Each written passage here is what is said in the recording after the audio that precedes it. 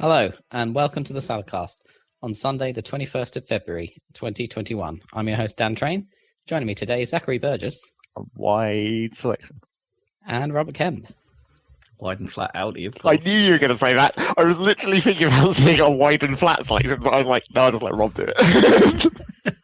What's a wide and flat selection?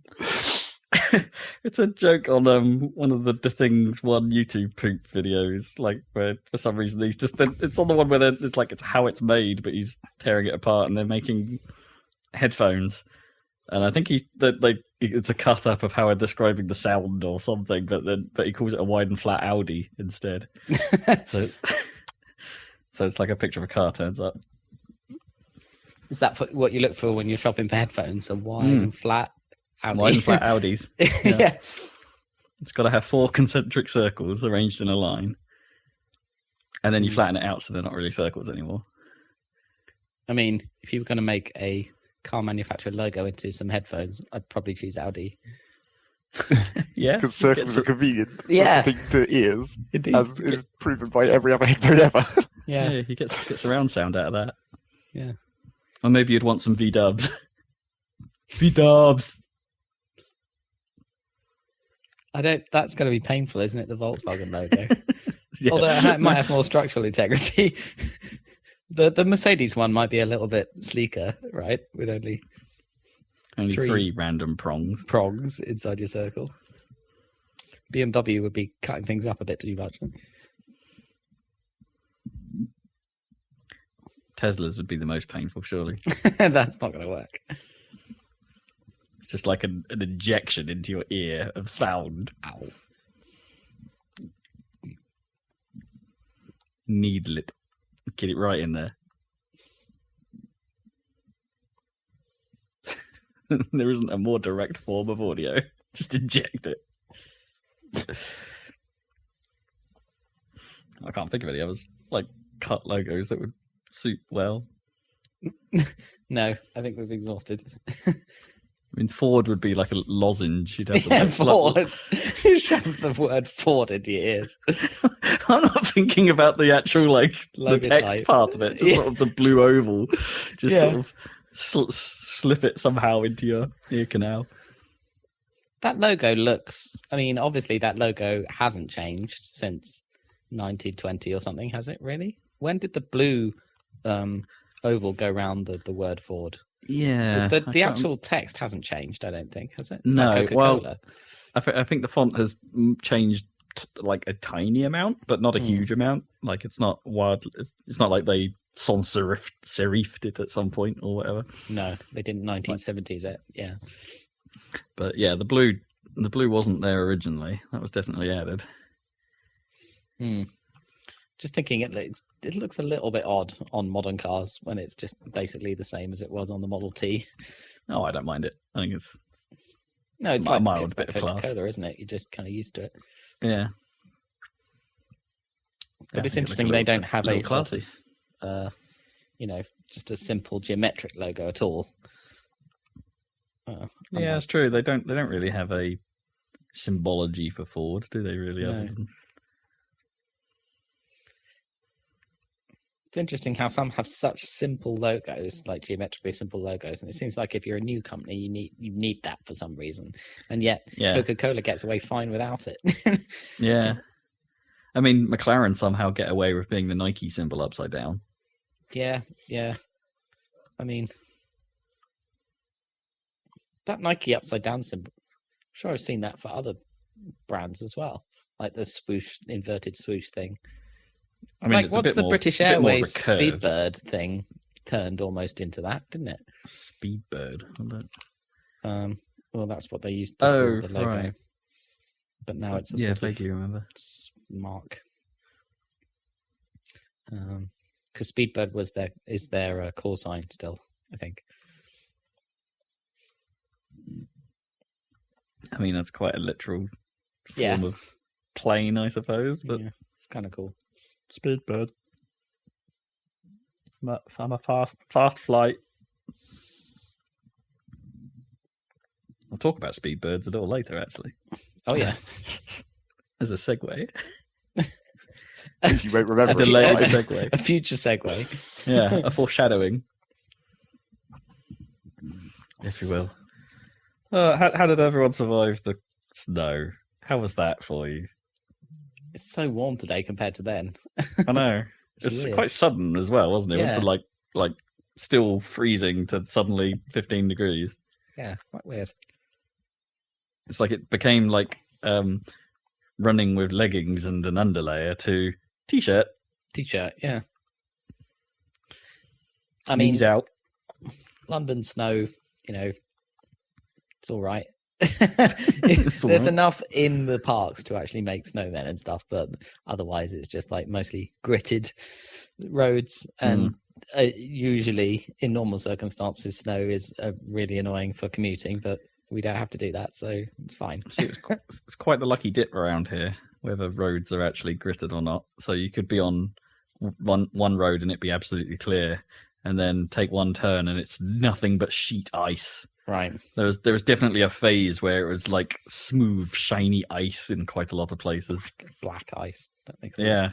Yeah. To the point where, actually just going for a walk was difficult. Right. There was Naomi did say she'd spent some time watching a fat Labrador attempt to traverse the ice and found it very amusing. That's funny. And how was Niedermarché? Well, I did actually go out in the snow when it was most snowy because I thought it would be cool. But there was two problems. Firstly, I forgot how much walking in snow fucks up your ankles if you're not really prepared for it. Because you're constantly having to adapt to uneven terrain. And because I went down into the fields or whatever, it was even worse. So my ankles hurt for 2 days afterwards. Right. Because you're not used to cross-country rambling. No. I mean, I've noticed that for the rare moments I run on anything that isn't pavement at the moment, it's like, oh my god, does this always hurt this much afterwards? Yeah. I've got so used to just pavement running because I'm not doing park runs. Mm. And then the other problem was that I thought, let's make this a dual purpose going outside trip in the snow, and I'll see what the sort of back route to Rob's new house is like across the fields down by the river and whatnot. Did you find a way through? Well, I did, but it's not a good idea. It's not a good idea to go that route if the weather is even slightly wet. Apparently, Right. Okay. Purely for summer. Yeah. Reversal. Because it's all the paths down. A lot of the paths down there have they're all temporary. They've been moved off where they should be, so they're just mud. Right, yeah. Oh, okay. So even wearing my walking boots, it was the water is going to get into these. So how come they're moved away from their normal path, or what's on the normal path? It's because of the how they're trying to close that level crossing, whatever. Oh. So the bit that was the road is now part of the farm track, so they fence that off, so the path has to go around that. Oh, okay.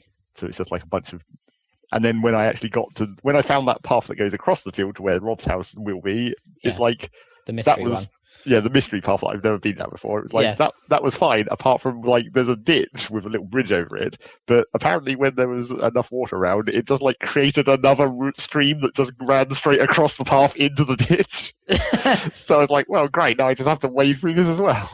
Oh, okay. So yes, do not walk that path to Rob's house if there has been any amount of rain at all. I mean, surely it's not too bad if you just stick to the road route down past the mill. And Sure. Yeah, that's the long route. That's the normal route. Yeah. But that's much longer. Yeah. Yeah. It's the back path route is the most direct route. Yeah. And then I was I discovered where that path came out. And it's 2 houses down from Rob's garden. Ah, ideal. Yeah. Rob's theoretical garden. It should be quite convenient, really. Apart from not being able to use it most of the time. And also you probably I definitely would have to take my shoes off after walking that route coming into your house. Yeah, probably. How's it Because work? I'd probably be wearing my boots in order to walk that route most of the time. Yeah, you'll probably need some form of boots. But Well, if you'll it have gets to have really space in bad, the we can. hallway. I was about to say, if it gets really bad, we've got a second entrance to this place, so we can let you around the back, and then we can have a dirt room.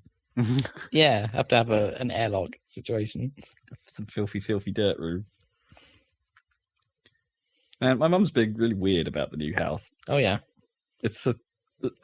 I don't think she likes it, right? the house Because itself.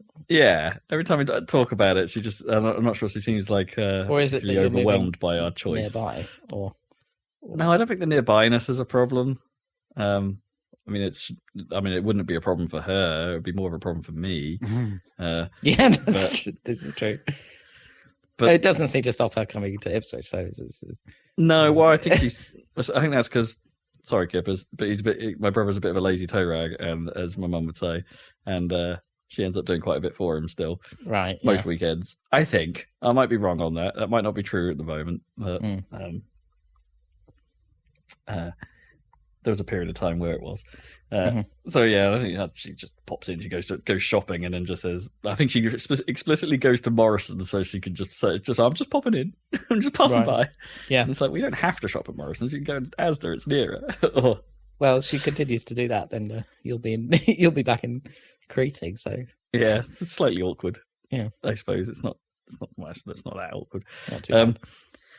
But yeah, I don't know. She said something the other day, like she popped round and stood at the front door saying, it's like, I had a quick look on the website, see if there was anything else out there, and there's some nice places around Creating and Claydon. I'm like, that's not helpful. I'm already like in the process of buying a house. It's like, why would you say that? I don't get it. I don't get it. Yeah. And then I had a look myself anyway because I was intrigued. It's like, is there anything else that's nice? And I'm like, no, there isn't. Why would you tell me that? Yeah. Why would you say that there are nice places to look? There's like there isn't anything that's in the weird. category we were looking at. But she's not saying what it is. No.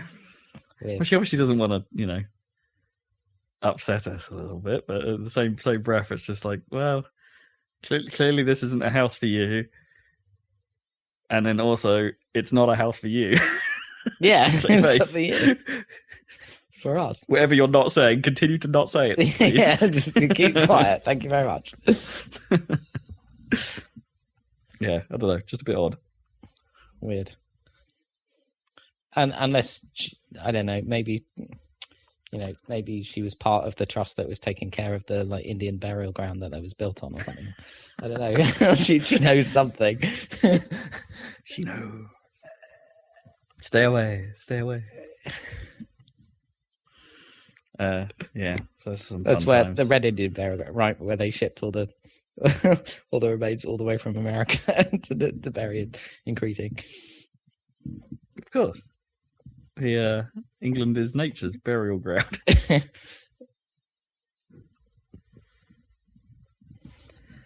Yeah, so that's fun. I'm the hype is settling in. I'm starting to pack stuff. Oh, good. It's like because we haven't exchanged or anything yet, so it could all go horribly wrong. But at this point, it seems pretty unlikely. Yeah. So it's moving. Still no dates or anything like that. I'd really love there to be a date at this point. Yeah, I guess you only get that when you exchange. Yep. Then we'll have Happy Salad HQ 3.0. Yeah. Apparently, exchange to completion times are pretty short at the moment, though. Yeah. When that does happen, sudden panic, I guess. Yep. boredom, sudden panic. That seems to be the way it works. So it'll be good. I'm starting to fret slightly about the technology and layout of things now. You'll have time because it's like where the internet comes into the house is, or where I think it comes into the house based on where they've cut. The current occupiers have their router, is pretty awkward, right? As it turns out. So it's like, maybe just no, because normally what I've done here is like where the internet comes into the house or is wired in is actually where my PC sits.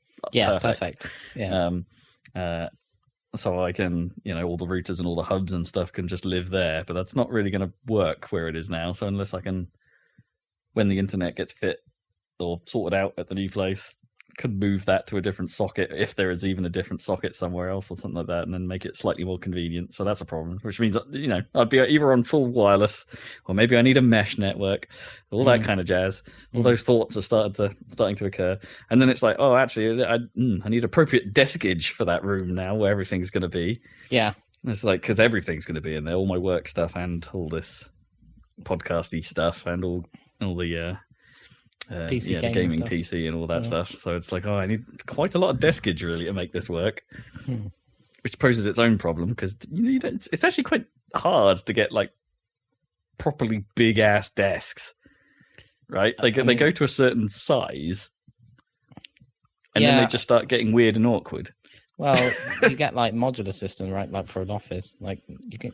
My one's from IKEA. It's the old system, but I think there's a new system. Yeah, I mean, I just need a slab of wood that goes the entire length of the room, really. Right. Yeah. And maybe a little bit round an L. So it might have to be a custom job, which clearly has me written all over it. Oh yeah, as the DIY fanatic that I am. Absolutely. Yeah. God I'm sure that can't be that hard. I'm sure you can get, as long as you measure up right, I'm sure you can order the right size pieces of wood and put them on. I might just get legs. like 2 standard ass tables that are the same, right? So they're the same height, and just sort of wedge them in the corner or something, and then be done with it. But then there's the seam, and it's like, and is the seam a problem? Probably not. Do you need a seamless desk, like running the whole length? I guess that's what you're saying would be ideal. It'd be nice, yeah. Enough space to put, a couple. I get some arms, put the monitors on arms. I probably need a laptop stand so I can put my laptop somewhere convenient. The PC needs to go somewhere.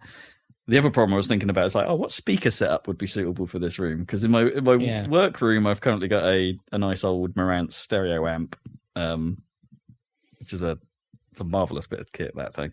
And admittedly, I've got crappy ass speakers attached to it right now. Proper speak. They're from an old 5.1 set, and it's just that's all I'm driving it with. But that amp does a pretty amazing job of making those pretty crappy speakers sound good, or good enough. And it's like, well, okay, I could use that amp, and I could get some nice stereo speakers and put them in there. But then that's probably not the ideal for when I'm doing music work. So do I need a set of monitors? And it's like, but then I can't drive the monitors through the amp. Okay, what about if I if I just use my existing PC 5.1 set? And it's like, but then I'm not using the amp. And that might be mildly awkward if I'm having to drive it from multiple sound sources, which I might need to for work or music or gaming. And it's like, am I going to have like 3 or 4 different sets of speakers in this room? Are monitors too dry and boring for gaming and stuff then? Or are they too flat? They will probably be fine. But you don't drive monitors through for an amp generally. They tend to be like active powered themselves. Yeah. So you probably could do that. But could they do for everything if they were nice enough? Yeah, exactly. Then maybe that's a bit too specific. Or maybe I just go down the route of getting a set of proper monitor headphones or something. Yeah, but then you'd be wired in all the time you're working on music. Maybe that'd be nice. Which, in fairness, these days I am. Fair enough. Recently. That probably is the best thing then. I think is that what people do when they're working? I suppose. No. They work with monitors, don't they? Yeah. In studios, but then that's an actual studio. It's quite different to your environment. Exactly. Yeah. I think I'm annoyingly one of those people that uses PCs for more than one purpose, which is part of the strength of PCs, to be honest. The fact that you can game and work and do stuff on them. Production, but it means dedicating space to it is kind of tricky for me. Yeah, well, or dedicating one space. These are all like, I don't know if they're first world problems. They're definitely first world problems. Oh yeah, absolutely. But they are quite fun problems. That it's like, well, I'm gonna have to fit 2 desks with multiple machines, and how are they all going to work together? Yeah. And workers talking about getting me another desktop as well. All right, to do some stuff on it. And it's like, well, I'm going to need to find somewhere for that to live. Why do they? Is that to do with hardware? It's to do with running multiple VMs and having redundant setups and networking to myself and things like that. Various bits of testing that I can't really do very easily right now. Right. So I might end up with my work laptop and a work desktop. Wow, it's going to be a technology hub in greetings. It's a bit mad, because I need a space for the teleprompter, which Oh is an my awkward God. which is an awkward L shape and needs to hang over a desk, ideally. At least you don't have a fucking point of sales machines or whatever you used to have. Then. Well, that's true. I don't have to Yeah. have a till on my desk anymore. Yeah, that was a fixture for a while. Yeah. But yeah, I need a PoE switch. I've got a lot of hand controllers sat on my desk upstairs as well. That just Ethernet cables everywhere, basically. It's just I'm you really need a lot of room these days. I really want to upgrade my. I've been totally fine with my laptop my work laptop until very recently, and there's these M1, Apple Silicon, and I really can't wait for the 15-inch or whatever 16-inch MacBook Pro Apple Silicon to come out, so I can just get work to buy me one of those. Yeah, because I've heard that the M1, the Air and the small MacBook Pro, they're already super fast. So this thing is creaking a bit with this giant monitor, to be honest. So get the M2. Yeah, M1X, I think it's going to be called. Okay. Yeah. I don't know what it be. There's no details official, but the interesting part will be what do they do with the graphics? Because my one, the 15-inch one, has dedicated graphics. So whether it has a Radeon in it, like these, or it has some Apple solution, that will be the interesting part. And whether it's on a chip, like the M1, or whether it's dedicated separate. Would it be like an M and like an A combo or something? Or... Yeah, exactly. Yeah, or maybe. So we'll have to see. But that thing is going to be a monster. I can't wait for that to come out. I've been thinking about that. It's like I guess and what we were talking about before. I guess what I'm after in a solution like this is a halfway house, like a compromise. So get your RAM and get your main processor and stuff shoved on a nice bit of SoC or whatever, a nice bit of silicon, but make it so you can move the graphics cards and hard disks as you want. Yeah. Maybe have some onboard diskage, but then have plenty of space for expanding. I think that's a reasonable expectation for desktops in the not too distant future. Yeah. Because they've got this super. What's the latest PCI Express? They've got like triple the bandwidth or something on those lanes now, haven't they? I think going to. I can't remember. Yeah. I don't know much about motherboards, but I think it's faster than it was because now you put your SSD in these M2 slots, right? Mm-hmm. Which are like you plug them in like PCIe, right? Yeah, rather basically. than having them separate. Is that the way in your one? No, my PC doesn't have. I mean, it does have an M2 slot, but it has a pretty old M2 slot. Right. Like when they were first coming out, and M2 is confusing because there's all kinds of different socket layouts for M2 as well. Well, I don't know. A bit like, do you remember processors of old, where it's like, you need a 939 socket set or something like to make this processor fit in this board, and it's like M2's a little bit like that. You need to pick a socket for your machine, and I think I've got my motherboard is at the point where I think M2 was very new, and thus not that well supported. So I haven't got one of those in this machine. I've just got SATA drives, but SATA SSDs. Yeah. So then I guess you could buy a board that had a system on a chip with a CPU and memory and all integrated into the board. So instead of buying a motherboard and a CPU and RAM, you just buy one thing and then you plug fast in lanes. Well, if the Series X is anything to go by, you can make fast hard disk technology socketable. Like, because the expansion for Series X is a thing you can plug into the back of the machine, right? Mm-hmm. So it's like you can do that. If they can make with that... the PS5, right? Yeah. Well, the SSD you can expand, right? Okay. I don't know about PlayStations, actually. I can't remember. I think PlayStation allows you to expand it, but not necessarily with stuff of the same speed. Ah, okay, fair. So you can use it as a storage solution, but not necessarily as a gameplay solution. Right, whereas the Series X is like... You can get a proper expansion for it, right, that's cool.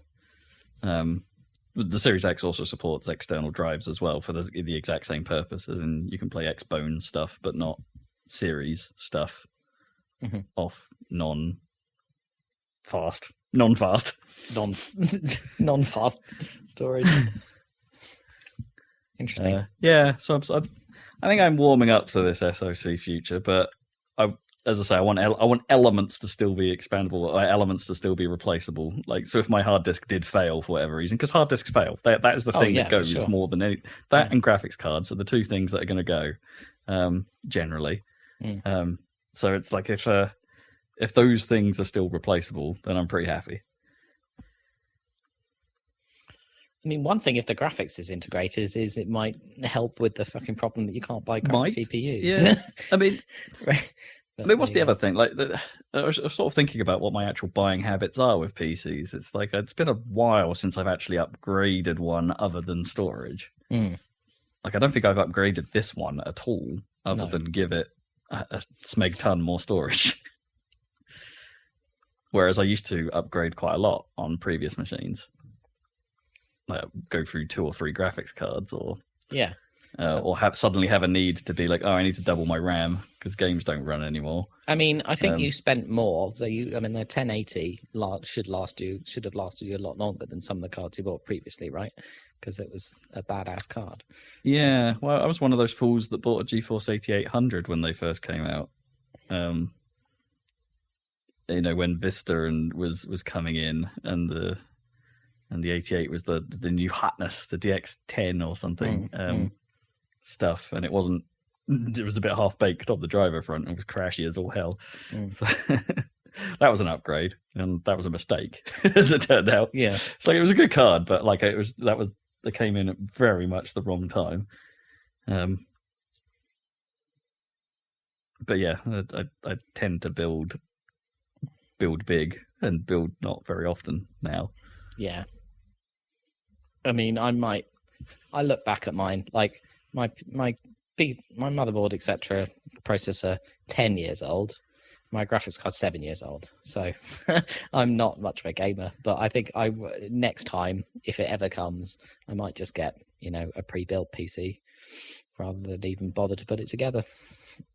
Oh hell, these current gen consoles, pretty good. Oh, I'm definitely going to get the console if it's available to buy before I ever get with the PC, I think. Yeah, they give most PCs a proper run. But where are the games? Yeah, where are the games? Where's the games? Should we talk about some games then? Yeah. What's been going on in the world of video games? News! We've got some news. So let me play the Xbox fanboy card first of all and say, hey, PlayStation 5 owners with your fancy joypads, they might not be all that fancy because they suffer from stick drift, apparently. Yeah. Not too dissimilar from, I guess, what you experienced, Zach, with your early Switch. Well, kind of. I don't know. Oh, no, you had the connectivity problem, didn't you? Not the stick drift. Well, I had that as well, but the stick drift that I had was a different type of stick drift from the one that was famously Nintendo's problem. And I'm not sure how the PlayStation sticks actually work, because obviously in the Switch, it's like, because it's super low profile, they're all like, it's fully electrically Switch based or whatever. So there's no. It's a matter of, I think the stick drift I was having was a matter of dirty contacts rather than anything else, which is why it eventually managed to solve itself. Other than, are they potentiometers that they are are used in these things? Yeah, they're pots, which is the same in, well, all of them that aren't those super low profile Switch ones. Sure. Yeah, so that's a bit of a shame. The current, what could be considered the innovator this gen, or the innovating point, I guess, about this generation, currently suffering a little bit with an old school problem. I mean, it's something they've just done the same as all the others. The thing that would have been good, the innovation would have been allow you to repair it or replace it, which you can't. Sure. Yeah, that would have been the good thing, but they haven't done that. Yeah, make the modules a bit more easier to lift out and put in. It's just because it's such a relatively high-tech piece of kit that's quite expensive, like the small pots that go wrong or whatever after X amount of... Because it's like you'll never make it so durable that it won't break eventually, right? So just make it repairable. Yeah.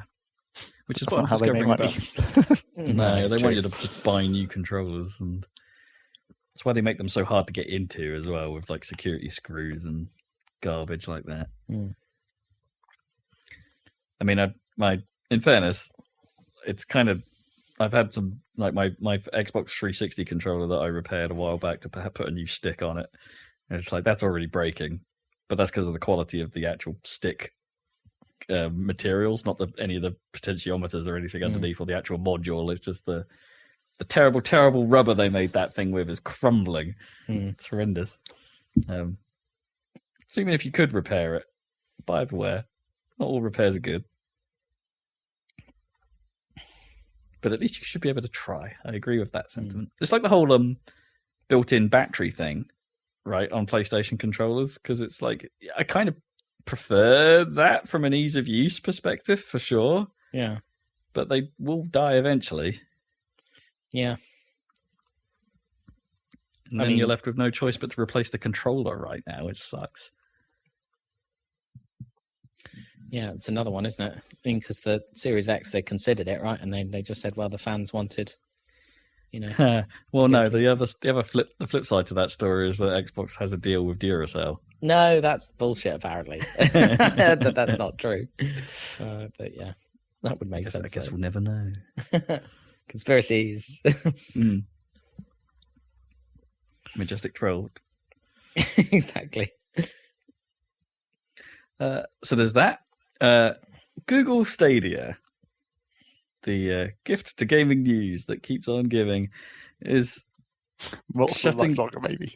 Well, not for much longer. They haven't really given us anything good. That's the problem.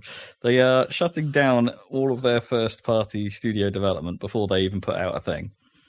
And the situation behind that is apparently a bit awkward, like made doubly awkward by the fact that Stadia head Phil Harrison, I think it is, really? a couple of days before they shut down the studios, he sent them all an email saying what a great job they're doing. We look forward to your games, stuff like that. Right. And then they all got shuttered. So I wonder if this was actually a decision that came from outside Stadia. Yeah. Alphabet. And we're just like, you guys need to cut costs. I mean, Google are absolutely famous for trying things and shutting them down. There's like a giant Google graveyard list, isn't there? Absolutely. Of a massive number of projects that they just abandoned. But I mean, in a way, like, is that bad? Like, I don't know.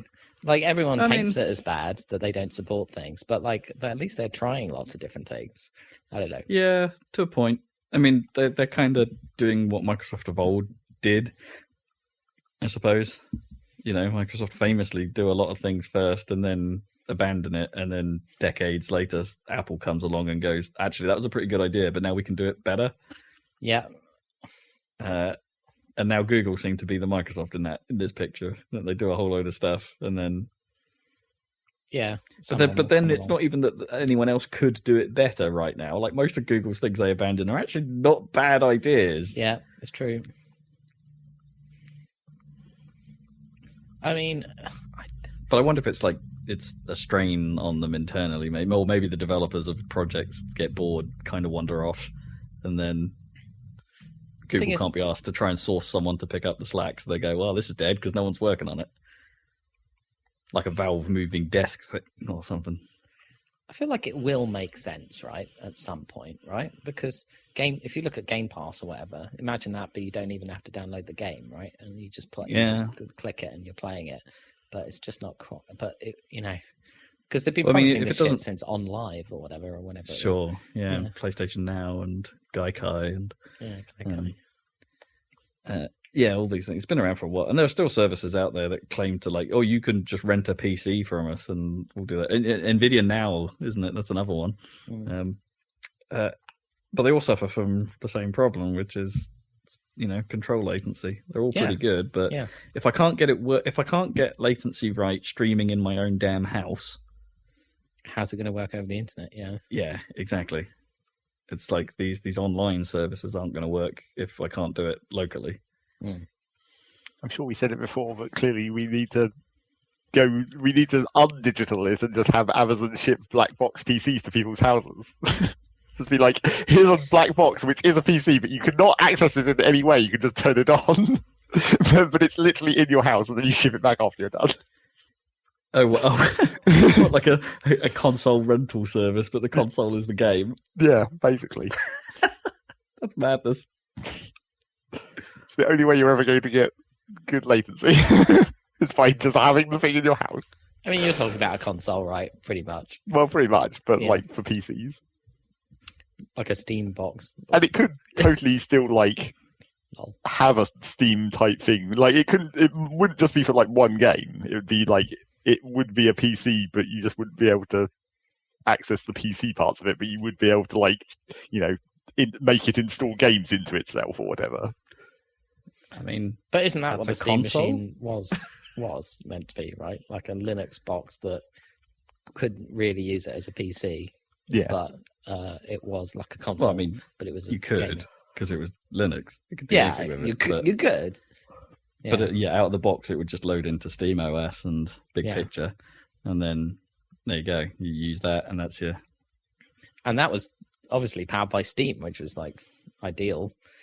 But I don't know what went wrong with that. No one bought it, but was it because no one had Part the of it games was the because Linux of the graphics thing. drivers? Yeah, Yeah, part of it was the Linux thing, and because they were leaning towards, games had to use either OpenGL or Vulkan, Yeah. Which isn't a bad thing. Most, the PlayStation architecture is based upon OpenGL, so it's like this shouldn't be too unreasonable an ask. But people are only going to really develop for it when it's a chicken and egg problem. Introduce a new ecosystem, you've got the real uphill struggle of getting people onto it. yeah. So unless you're one of the big three in console space, you're going to struggle. But Steam, you would have thought Steam would have had some You'd think they'd have a chance, probably better than bit of Google, leverage, right? Yeah. Well, then what Steam OS probably needed is a Valve killer app. Yeah. I mean, those Um, don't exist. I mean, Well, they have even- tried that with VR, and I'm not Yeah. convinced it's working. I don't think Alex is a killer app for VR, no matter how good it is. Yeah, is Hmm. it? Is it? It's No. I don't think it's pushed the the No. needle on the sales of VR particularly. Well, I think it's about as much of a killer app as you're going to get for VR. I think people would Yeah. rather play Beat Saber, to be honest. Yeah, Well, but that's not that's not a Half-Life game. No, it's true. That's the key. Yeah. man. Every now and then, I still do have a bit of a VR pang to be Yeah. like, yeah, man, it is cool, and I'd probably only play it for like 10 minutes at a time, but My those flatmate's would be a hell of a 10 minutes. just got one of those Oculus Quest 2 or whatever. Yeah, that seems Yeah. like the go-to right now. Yeah, it seems pretty nice for those kind of casual games like Beat Saber. That's probably all I'd play is like, that and Shooty Super Fruity Hot and or something. Yeah. I think, and it's only like £300 or something like that. And Yeah, you don't need the- anything else, right? Because it's a console, it's basically. it's inside out tracking. Yeah, and it's got the motion hand I control. think it can do some amount of room scale as well Yeah. somehow. It's got cameras on the outside and everything. Yeah, Yeah, that I'm still seems to tempted by be that stuff. a good point for VR at this point. I think you can plug it in and use it as a headset somehow with a PC running. I don't know, Half-Life. Yes, you can. There are ways to do that. So yeah. and that kind of gives you pretty much everything for what is still a niche product for sure. I don't think there's a killer app that can make VR massive at this point. Racing enthusiasts, flight sim, Star Wars Squadrons. Yeah. No Man's Sky. In fairness, there's Yeah, there's No a Man's Sky. like the VR mode in that still sounds pretty interesting. Yes. It's probably highly janky. So we were talking about Stadia, I see, Jura, but Yeah. Sorry, it's good. It's good. Failing technologies. Stadia. yeah. Yeah, not looking good for Stadia still. What else we got? Microsoft showed off FPS boost on the Series X, which is another one of their backwards compatibility features. So effectively what they're doing is they're experimenting with using a hack in DirectX that for certain games that they are testing and make sure this 100% works with, they will allow basically when the game asks for 30 frames per second or a refresh rate of 30 frames per second, DirectX goes, nah, dog, and gives them 60. So even if they're locked at 30 in the game code. Yeah, basically, I think that's the crux of it. Basically, they trick VSync into returning frame updates at 60 frames per second intervals instead of 30 frames per second intervals. And for certain games, that's absolutely fine. Nice. And the game will still run just with 60 instead of 30. So, was it Sniper Elite 4 has gotten that? What are the other ones? Far Cry 4 is getting that added to it. Okay. And the selection is a bit weird, let's be honest. Everyone was expecting Fallout 4 to be part of this, but because it's been shown that on Fallout's own mod system, you can download a 60 FPS mod for the console version and it runs. So they were expecting Microsoft to just throw that in. Can you run Grand Theft Auto 4 at 60 on a Series X? No, you can't, but you can run it at a very stable 30 with auto HDR. Right. Okay. So yeah, it depends on the game, obviously, because there will be games that are. I think this will work better for games that are either designed to have been multi-platform and not with capped frame rates, that kind of thing. Like any uncapped game, you're probably going to get a boost naturally anyway from the console without FPS boost. But yeah, it's interesting. I definitely. I mean, it's fun because it's just like it's another one of these little. Hey, Xbox's commitment to backwards compatibility is pretty hardcore. Yeah, that's nice. And I mean, there's no new games, so yeah, what else are they going to do? Probably a good thing at the time. Yeah, it's neat. Yeah, I imagine there's a lot where that doesn't work. I'm thinking of things like BioShock. Well, maybe that would be okay because on PC that ran at 60, but all the physics were still locked at 30, which looked a bit weird. So maybe games like that would still be all right. Yeah, more to come from that. Early days. And finally, the last bit of Nintendo news before we get to the Nintendo news.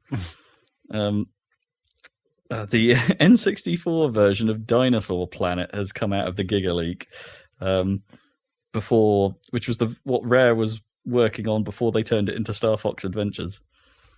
Right, because it was a new franchise RPG on the N64, right? Originally. Yeah. Then what actually happened? Well, it had been marketed and it had been shown, is the thing. Dinosaur Planet was becoming a bit of a thing, and then I guess at some point, then either Rare or Nintendo lost a little bit of faith in the project, would be my guess, and we'll be like, well, how can we bolster this? Let's throw an IP at it. And they threw Star Fox at it. Because, I don't know, I guess foxes and dinosaurs were a slightly easier mix than putting Mario with dinosaurs. So did they mix it? It's already a fox, though, wasn't it? The protagonist originally. Oh, was it? Yeah, I think it was. So I think they were it was a bit it could just be Star Fox. Just be Fox McCloud. So and you know, planets, so the space travel thing kind of works as well. So it's.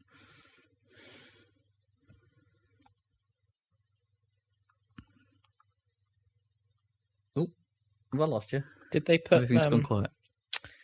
There we go. Did they put Star Fox into the game before switching it to GameCube, or? I don't know. I don't know at what point in the dev cycle that actually happened. So it's this I get the feeling yes. Got Fox McCloud in it, or? I mean, it looks very Fox McCloud, doesn't it? Even the jacket's the same. So yeah, I would. My guess would be yes. The Star Fox thing had happened before they started GameCubing it up. But I'm not. The story is fairly well known. I'm just not that familiar with it. And so, can you get this and play it on emulator? I think you can. Yeah. Oh, okay. Weird. Apparently, it's pretty buggy, but that's to be expected. What was the other? Was the GoldenEye thing from the Giga Leak as well? What was that for? No, that was something different. That came off. Someone still had a copy of it hanging around from the PartnerNet days. Now, PartnerNet was like if you had a debug version of an Xbox 360 console, PartnerNet was like a way that pre-release code could be shared, right? Or you could put versions of games up onto Xbox Live for testing and things like that. It was like a fully functioning Xbox Live, but not publicly available. I see. So a lot of demo projects and a lot of things, but I think it's like when stuff went up onto there, anyone with PartnerNet could get hold of them. It was a weird thing. It's not like it was private to you. It was like if you put things up on PartnerNet, then anyone with PartnerNet could get it. Weird. So as it turned out, like I think a couple people still have copies of the 360 version of GoldenEye hanging about, and they figured out how to rip it and get it off the platform. Or their console, I guess, and now it's up and available for all. Nice.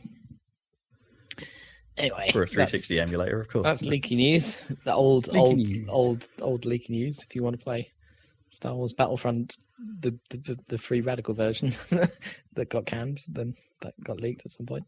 Oh, did it? Yeah, I think so. Like, what would have that been? Battlefront 3 or something? I can't remember how many they did before they got rebooted by EA. Yeah, I guess it would have been 3. I think there was only 2. Yeah. Before they, redid it. It's not Free Radical. Crytek UK, whatever they're called. Not the Time Splitters guys, you mean? Yeah, I thought it was them. Yeah. That is Free Radical. Yeah, but didn't they get... Oh, they got bought by Crytek at some point, yeah. Anyway, because my friend Ben worked for them at one point. At the point where they weren't being paid. Ah, right. Yeah. Anyway, The bad times. the bad times. Right, the big Nintendo news. The big N. Nintendo finally put down a chunky direct. Even though everyone had already given up and said that it was never going to happen again, and clearly Nintendo don't want to do it any longer. Nintendo were like, fuck that, let's just do it. Let's do it. Yeah. And they even sort of referred to that at the start, where they were like, we haven't done one of these for they said we haven't been able to do one of these for a long time. And I'm just like, what was stopping you exactly? Well, did they preface this one with their COVID warning? Because a lot of the a little bit of okay, text. they did. Okay, yeah, I wondered if they'd skipped. I couldn't remember if they skipped that this time. Because before a lot of stuff they've been doing recently, it's like, hey, because of COVID, all of this could be nonsense. Yeah. But like, that's not the reason they haven't been doing directs. No, it sounded like before it was like a conscious marketing decision to focus on shorter shows, maybe not do full-on compilation collections of stuff. To which everyone was like, "Yeah, I suppose you don't need that. Just put stuff on your Nintendo YouTube channel." But then, I don't know. I always felt that was a bad idea because I guess it sort of works, but the news will get out somehow. But there's an advantage in having an event or of sorts because the focus is on you, purely on you, for a while. And also, I like, maybe not from the perspective of Nintendo, but from like other developers partnered with Nintendo. Surely, like the composite directs are actually better for advertising because like you'll get people who aren't actually interested in your game watching it for another game, and then they'll see your game. And then they'll see your game. Yeah, exactly. Whereas if you were just perusing YouTube and there was just this random name you'd never heard of, you probably might not click that trailer, right? But then you say, "Oh, there's a new Mario game," and then you click it, and it's like, well, Yeah, I think these composites do work, especially in the Nindies category, right? Well, I mean, they never stop doing those though. No, but in a way, it's a shame that they split them out a little bit because it's like maybe they should also be in these directs. Although on the other hand, exact reason, considering some of the garbage that was even in this direct. All right, I'm interested to see what do you consider being the garbage? That DC superhero Teen Girls thing. game. Oh God, that did look pretty bad. I'll give you that one. I'd forgotten that was in there. That did look bad. Ports of Super Famicom text adventures from the... Well, I mean, those were at least some effort put into those. That I'm kind of okay with. Yeah, okay. Sorry, that's fine, I'm sure. I think that Ghouls and Ghosts remake looks terrible. Yeah, that looks like, it looks like a Flash game in that classic way of like everything's too smooth and like the characters don't match with the backgrounds and all that kind of stuff. It's not good art, is it? It's not. No. It's something not right about it. It's like it would have been better off if they'd have just. I mean, have they put out a version of Ghosts and Goblins that's the pixel art but is widescreen happy? Probably. You know, like maybe that's all they needed to do. Or go a bit further and go like 2.5D or something like that. Like use the Marvel vs. Capcom art style or something. Something. Not that the Marvel vs. Capcom art style has been doing great recently either. Okay, Marvel vs. Capcom 3 art style.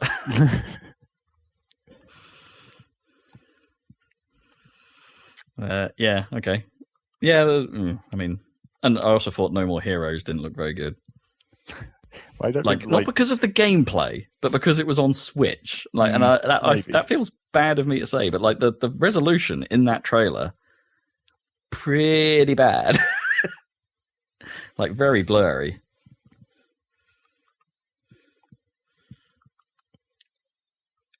Okay, should we go through in order and then mark out which ones were the bad Well, ones? I haven't prepared an in-order list. Okay. But I've got a few I just things. assumed somehow that you would have notes and everything. Well, I don't. Yeah, I watched it. I don't think there was too many important things. Really. I mean, it was a very long Mario Golf announcement. Yeah.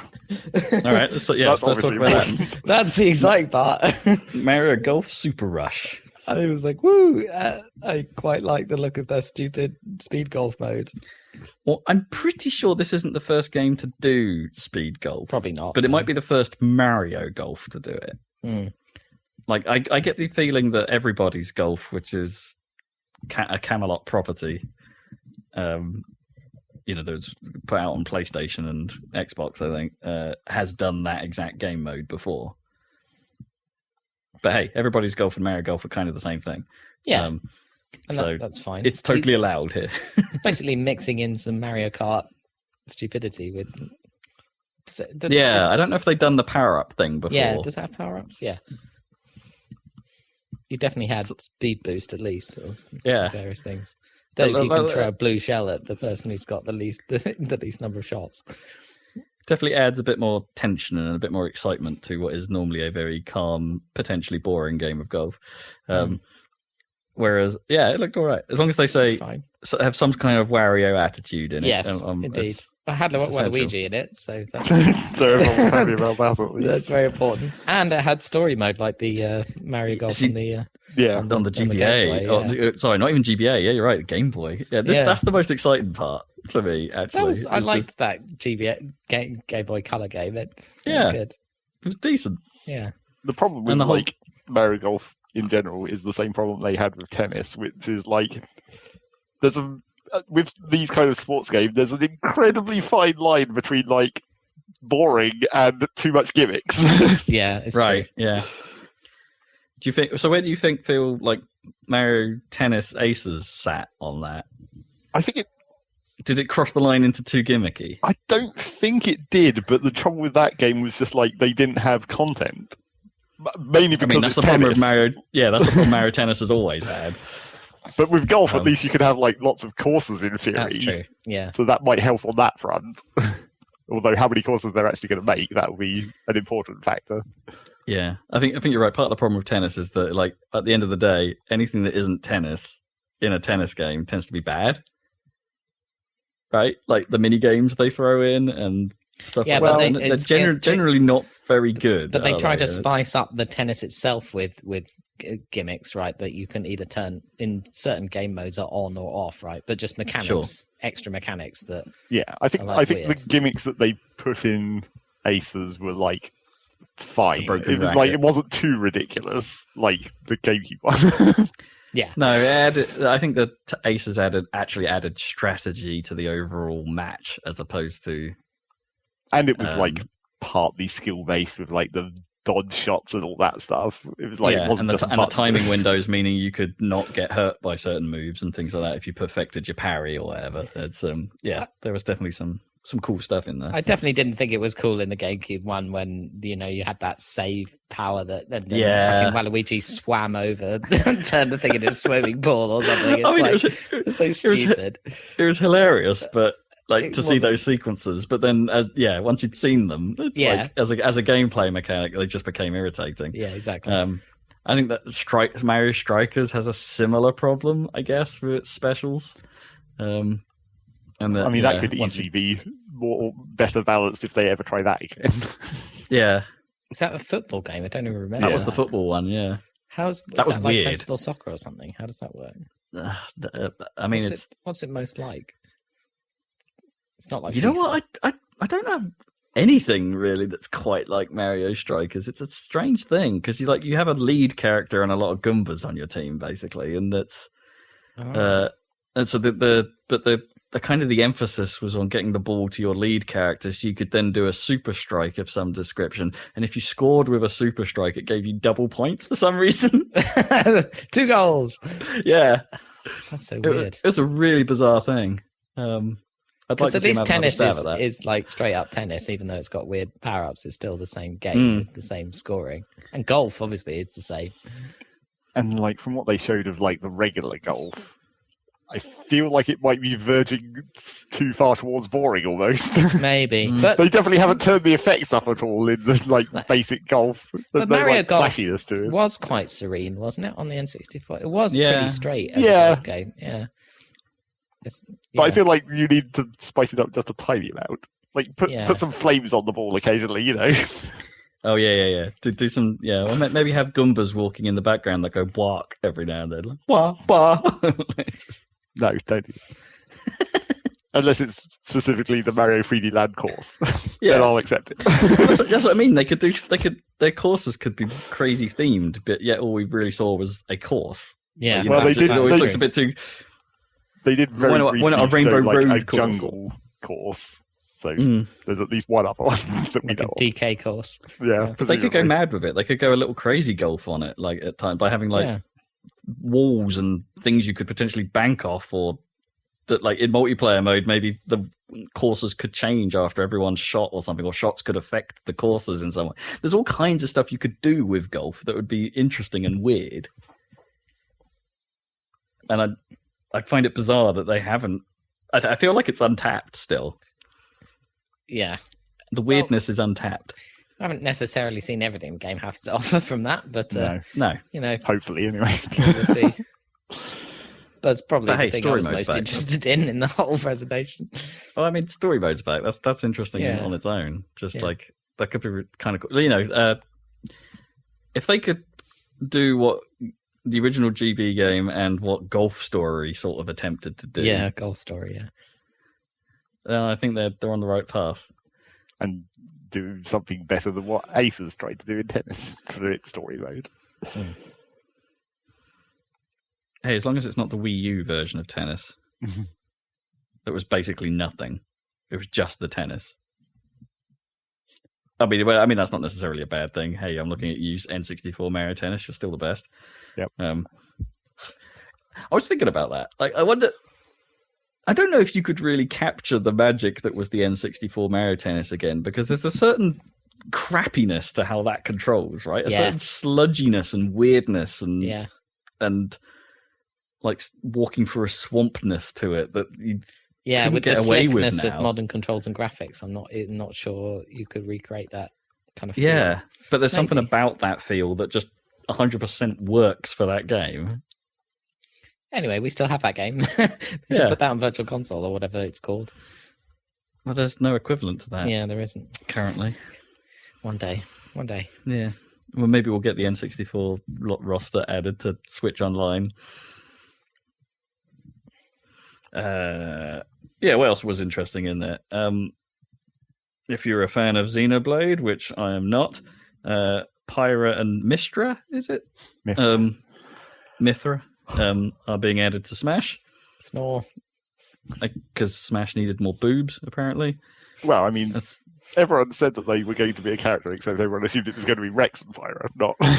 right, yeah. Because the whole point is like she is the sword and he's the sword wielder, and then they're a team. But now it's just two swords Yeah. fighting by themselves. She's literally a sword, right? Yeah, Oh, great.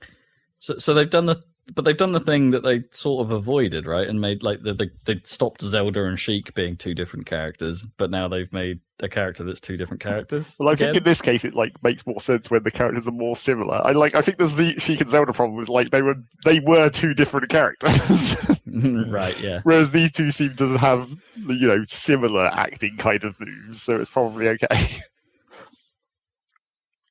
Yeah, and I guess it's not too dissimilar from, in a weird way, like Shulk's Monado arts were a bit like stance changey anyway. So and like changing. Pokemon trainer. Well, yeah, Pokemon They've trainer. totally done away with the idea that you can't have characters switch. Because you totally can. And they actually they even made Pokemon trainers character switching like actually useful. Because it's so much faster and everything now. But yeah, I mean, they seem like perfectly logical characters. More sword characters, though, so you know. Yeah, more sword characters. That's the problem with it, I think. But also, just like I sort of had the problem with it that it's, you know, it's Xenoblade, which I've always thought was a bit of a weird franchise. Like, I don't know. No one was watching that part of the presentation with me and would have been like, that voice for Rex does not match that character. Well, they always have goofy voices, though. I think, like, I don't know if it's intentional, but that seems to be how it always works with Xenoblade. They just have weird, goofy voices. Like, even Shulk's voice in Smash Bros., the way you only hear him say, like, two things, and it's still weird. Backslash! They're, like, slightly northern. Yeah, they're like slightly northern in a way that you don't expect for an anime character. It's odd.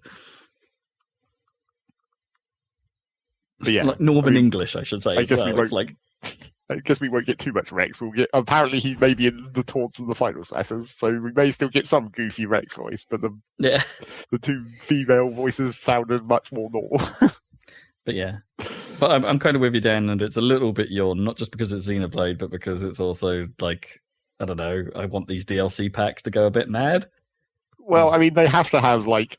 They don't have to, but they kind of always have, like, out of the pack, there's going to be one that is just like the Nintendo character where it's not as interesting. Yeah. But then isn't this two not interesting? What was the previous character? Because it's been ages since I've played Smash, to be honest, because we're not playing it. Oh, Sephiroth. And okay. Steve and Min. But I think all three of those characters being quite diverse. I mean, Min is technically Nintendo as well, but yeah, more diverse of a character. Okay, yeah, I'd sort of forgotten about Steve. Steve's the weird one. Sephiroth's the obvious one. Min's the Nintendo one, and now we've got more Nintendo ones, so it's like, What kind of Nintendo, I guess. I'm just waiting for COVID to end so that we can enjoy the entire pack in one lovely bundle because of how little I've touched it. I hope that we'll be able to play Smash Brothers before the last two characters come out. Yeah. And then this one's coming out in March, apparently. So get ready for Sakurai to show up in a video and talk about it for a very long time. Yeah. Approximately a week or two. Talk about the bizarre way in which he controls them, surely. I don't know. They seem like they might be one of the more basic characters again, which is sometimes nice. Like, Steve was really complicated. And Min was also pretty damn complicated. Min's all right. Min's quite fun. Like, she's quite different. Well, yeah, that's not in a super crazy way. I don't mind her, but yeah, Steve I cannot use at all. I just cannot grasp him. And I guess Sephiroth wasn't really complicated, but no, Sephiroth's quite dull actually. He at least seemed to have. He kind of has slightly more variance for a sword character. Like, there's a little bit of magic and stuff in there. It's not all just sword. Sure, but yeah, I kind of played him a couple of times and it was just like, not for me. I wouldn't mind him if he came up in the random, but yeah, not one of my favourites. I think I feel that about Cloud as well, to be honest. He should be cooler than he is. I think Cloud actually is like more complicated though, really. That's the trouble. Like, because of the limit stuff, pausing, yeah. You do have to actually kind of consider that a bit. And also, he's actually like difficult because his recovery sucks and all that. So it's like it's actually quite kind of difficult to play him rather than it being complicated to play him, I guess. Mm. So that's Smash. Yeah. I want to say a quick shout out to EA, this EA original game that was there called Knockout City, because I guess it makes sense that someone was trying to eventually make some kind of competitive dodgeball shooter. Do you remember that? I mean, people have already tried to make that. That game almost looks like the Unreal Tournament mode, whatever that game is called. What the hell was that called in Unreal Tournament? That weird the weird ball basket game. But that's not. You weren't putting balls in baskets, though, were you? Or... Well, not that they showed that, but there was definitely like shooting the ball at people, and like you have to have the ball to be able to do it or whatever. Yeah, I wasn't quite sure if like when they like bombed the ground, whether that was something you could prevent, or if it hit the ground near you, the ball explodes or something. But it's not like a completely unknown game type, I would have said. But that video, like, what were they trying to do with the like fake characters for the fake orc, the fake counter-terrorist? Yeah, it's like fake characters playing a game, but they aren't the characters from that game. They're just like completely separate, different fake characters that don't even reference anything else. And I'm not even sure. Yeah, because they weren't even characters that are from that studio's previous works or anything like that. It's like they don't exist. Like for a while, like at the start, I was like, "This is the sort of thing that Ubisoft would do," and they'd use like their actual characters. Yeah, Rayman would be there. Like they'd get a Rainbow Six guy in or something. Yeah, and. But like, it's just these like it doesn't make any sense. What is the point of this marketing? It's weird. It's very weird. That's what I really wanted to say on that. That was interesting. And now the game that I said was this has got Zach written all over it. Project Triangle Strategy. Great name. Yes, prepare for it to come out and be called Triangle Strategy. Yeah. Just like Octopath. Or maybe it would be called Triangle. Maybe it called Triangle Strategy Tactics. I kind of hope they don't end up calling this one Triangle Strategy, because that's just not a good name. No, it's way worse than Octopath Traveler. Yeah, at least Octopath Traveler was like slightly weird and reference the game, rather than literally just being there's 3 sides and it's a strategy game.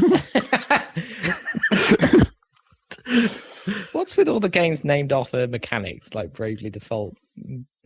I don't know. Well, I mean, Bravely Default maybe gets away with it as well for it being slightly weird. It's not called Attack and Defense.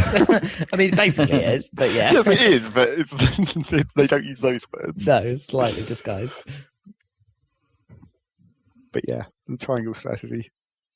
It's a pretty classic-looking tactics game, if you ask me. Well, it is extremely classic, like original Final Fantasy Tactics. Like not even a Tactics Advance or anything.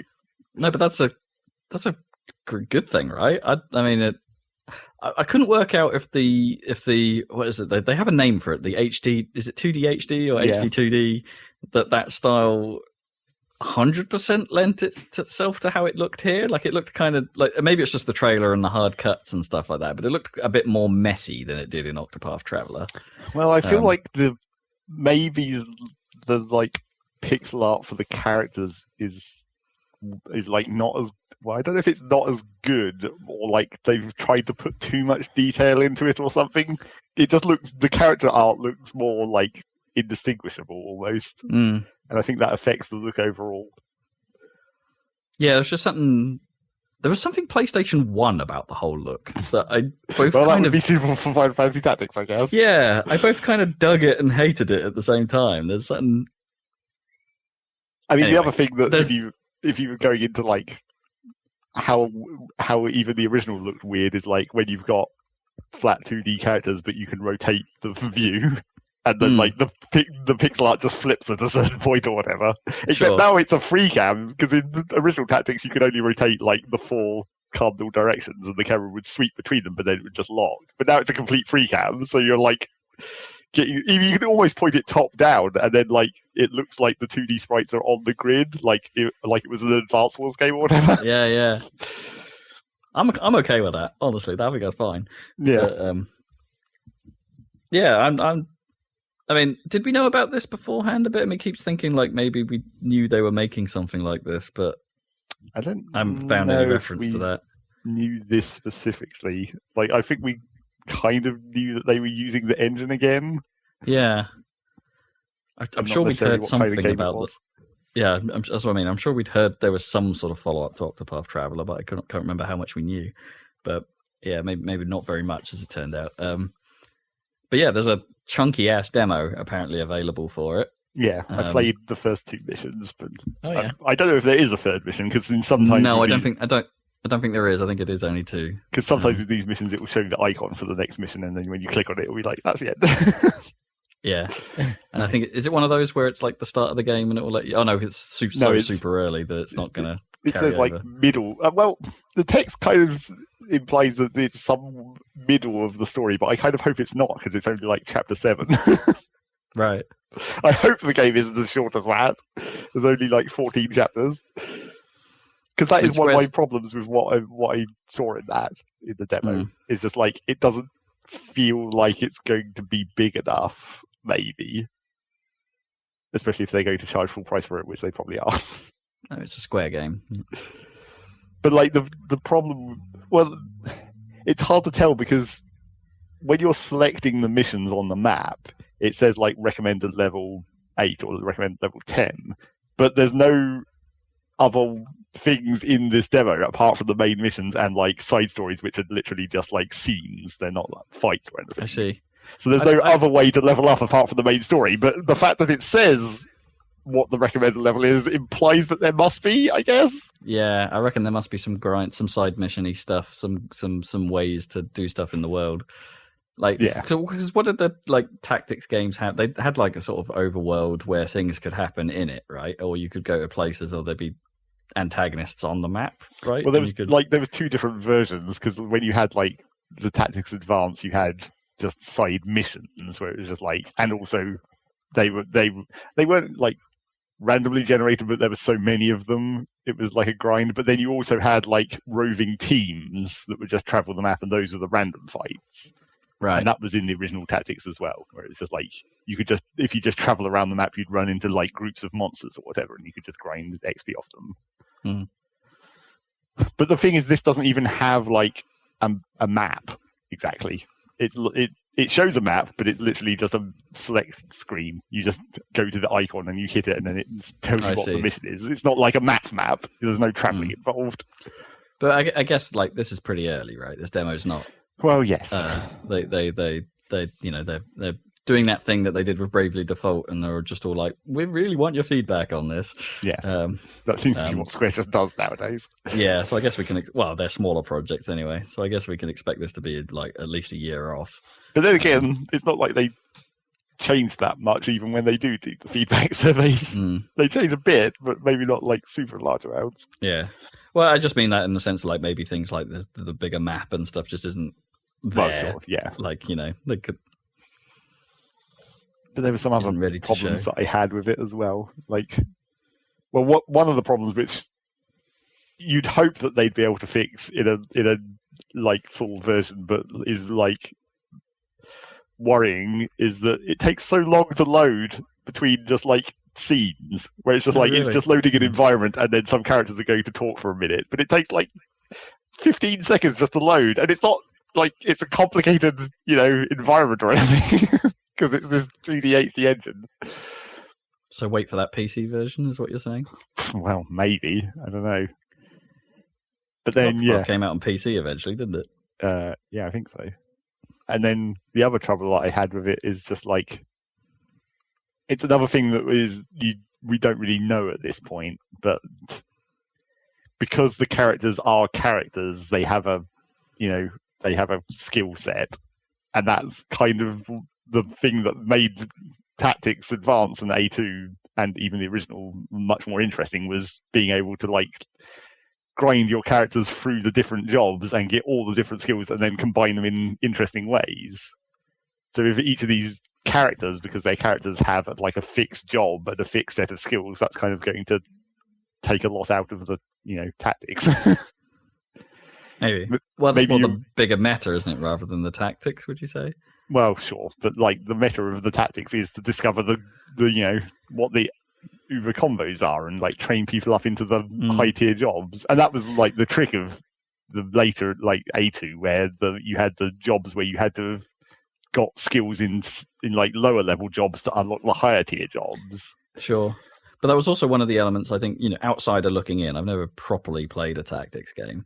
That feels a little bit daunting, in that it's like, oh, okay, well, if I have to engage with all these crazy combinations, then you know, it's one of those things where it says like, oh, this is going to be hundreds of hours of work, kind of Sure. thing. Like, or even under just getting to grips with the damn Zodiac system in the first one, right? Well, like that was excessive. The Zodiac Yeah. thing was really ridiculous. Once they got rid of that into regular Tactics Advance, it was just like, this is fine. we don't need that level of complicatedness. But yeah, it seems like and also like the characters only appear to be able to equip like 1 weapon and 2 rings, so there's not even like the equipment layer of No, I see. of tactics. So, do you reckon? Okay, so streamlined, but maybe a bit too much for you. But how do you think that sits for, like, I don't know? Because tactics hasn't necessarily, this style of tactics hasn't necessarily been explored that much recently. No, you could argue. So it's like is this probably setting itself up well for newcomers to tactics style games, or well, probably, or is it just too thin? Well, I mean that will be determined by like the amount of content there is at that point. Like you can get away with it being sort of simplified if there's enough of it, I guess. And if they're going to have characters that are characters, as long as there's a lot of characters. Because I mean, even in the demo, you start with like 8 characters, and then you get 2 more during the demo. Whoa. Okay. But who knows how that will be, meted out during the actual game. Mm. And who knows how useful any of these characters will actually be. Because like one of the characters you get in the demo is going back to the original tactics, is basically the pharmacist job, which allows you to use items, but like you throw the items instead of only being able to use them on adjacent units. I always wondered why they call it like a pharmacist and not like an apothecary or something. Well, sometimes they do. I think this one is called a pharmacist. I think the tactics one was called apothecary, maybe. I don't even remember. But yeah, the tactics one, it's basically that job again, where you throw potions at people, which is funny, but like not actually really useful. Well, it depends. It depends how useful they make it. But like, especially in the original tactics, that job was like a throwaway job that you just had to grind people through to get to jobs you actually cared about. Right. Level and past pharmacy. And surely magical healing is better than wasting all these items that you have to pay for. Yeah, always the way. And then it tries to do a bit of like, what do you call it? Skill point? Not skill points exactly. You have skills that use points in the battle, but then you get like 1 point a turn or whatever. So if you want to use your high-powered skills, you have to reserve the points, or then you have characters that can like shift the points around and do that kind of thing. Oh, interesting. But it also has. So it's basically a magic point system, but yeah, basically, but like simplified down into like single points per thing. And then luckily, it also has something which Bravely Default 2 needed. It has like a full timeline of when everyone's going to act. Ah, nice. Across the bottom of the screen, so you can see. But the trouble is that like I feel like. I mean, that's great, but it gets super unmanageable really quickly when your team is like 9 people and the enemy team is like 12 people. And you're like, when is this guy's next turn? Oh, it's like 24 spaces down this list. Right. It's a bit much to try and keep a track of. And also... Maybe it's kind of fine, though, because it's like, when's this guy going to act? Oh, I can't see. Oh, it's fine. It's too far away from me. You can. The list, but like... Yeah. Well, but the trouble is, it does matter because it's like it may be 24 points down that list, but it is literally the next time that guy's going to be able to move. So if you need to get someone out of the way, you're like, when is his turn? It's after all these tons of other people and the enemy and all these other things. But yeah, it's nice, but again, they've still made the same mistake where it shows you that, but it doesn't really give you enough data. Like, if I cast haste on this guy, what is that going to do? It makes him faster, but like, how much? How many turns up is that going to move him? Mm. Sometimes that's kind of okay, though. That's the risk. I don't like having that kind of risk. Like, if it's a tactics game, I want to have the information so I can make tactical decisions. I don't want to be able, like, that's the other trouble with like when you don't know what's going to happen, the classic video game problem of having to restart things over and over.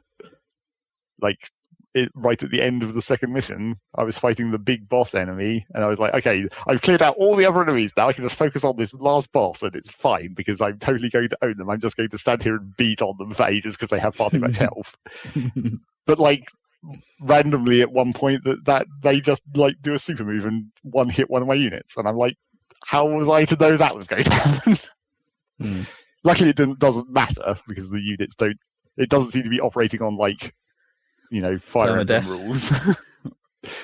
It was especially funny because this whole mission was about like this guy that you rescue, and you have the enemy want him, and you're like, no, we will defend you, and then that was the guy who got the one hit right at the last possible second in this fight. I was like, well, that's bad, but luckily it didn't matter. So did they get like knocked out of the fight rather than like killed? Yeah, I assume that's how they describe that happening. Although I wonder if that will apply for everyone. Because it seems like it might be the really annoying situation where like the mission goal is where if one specific character dies, then you just lose, but everyone else is totally sacrificable. Oh, I bet that will happen. Yeah, that's always annoying. But yeah, do you want to talk about garbage remakes? You see those was it Legend of Mana and Secret of Mana or things that were in this presentation as well, this Nintendo Direct? I think those looked awful. Oh, I mean, they're fine-ish. I had a real problem with the one that were like, I forget which one of those two it was, but it was the one that had pixel art characters, but the backgrounds were all like HD watercolor or, just HD artwork, and it didn't work. It didn't look right at all. I was sort of sitting there going like, well, you either do the whole lot or you do none of it. Well, I mean, sometimes you can get away with that. Like, think back to when they remade Final Fantasy VI and they fucked that up real badly in that kind of similar way. Yeah. I think I'd rather them kept the pixel art, honestly, than do this weird mix. It just, it didn't work either. In fairness, in that Final Fantasy VI remake, the background art was terrible as well. So it didn't really... And the UI properly was way worse. And the UI was bad, yeah. It's an awful, awful thing. It looks like they've put the same team on this, is what I'm saying.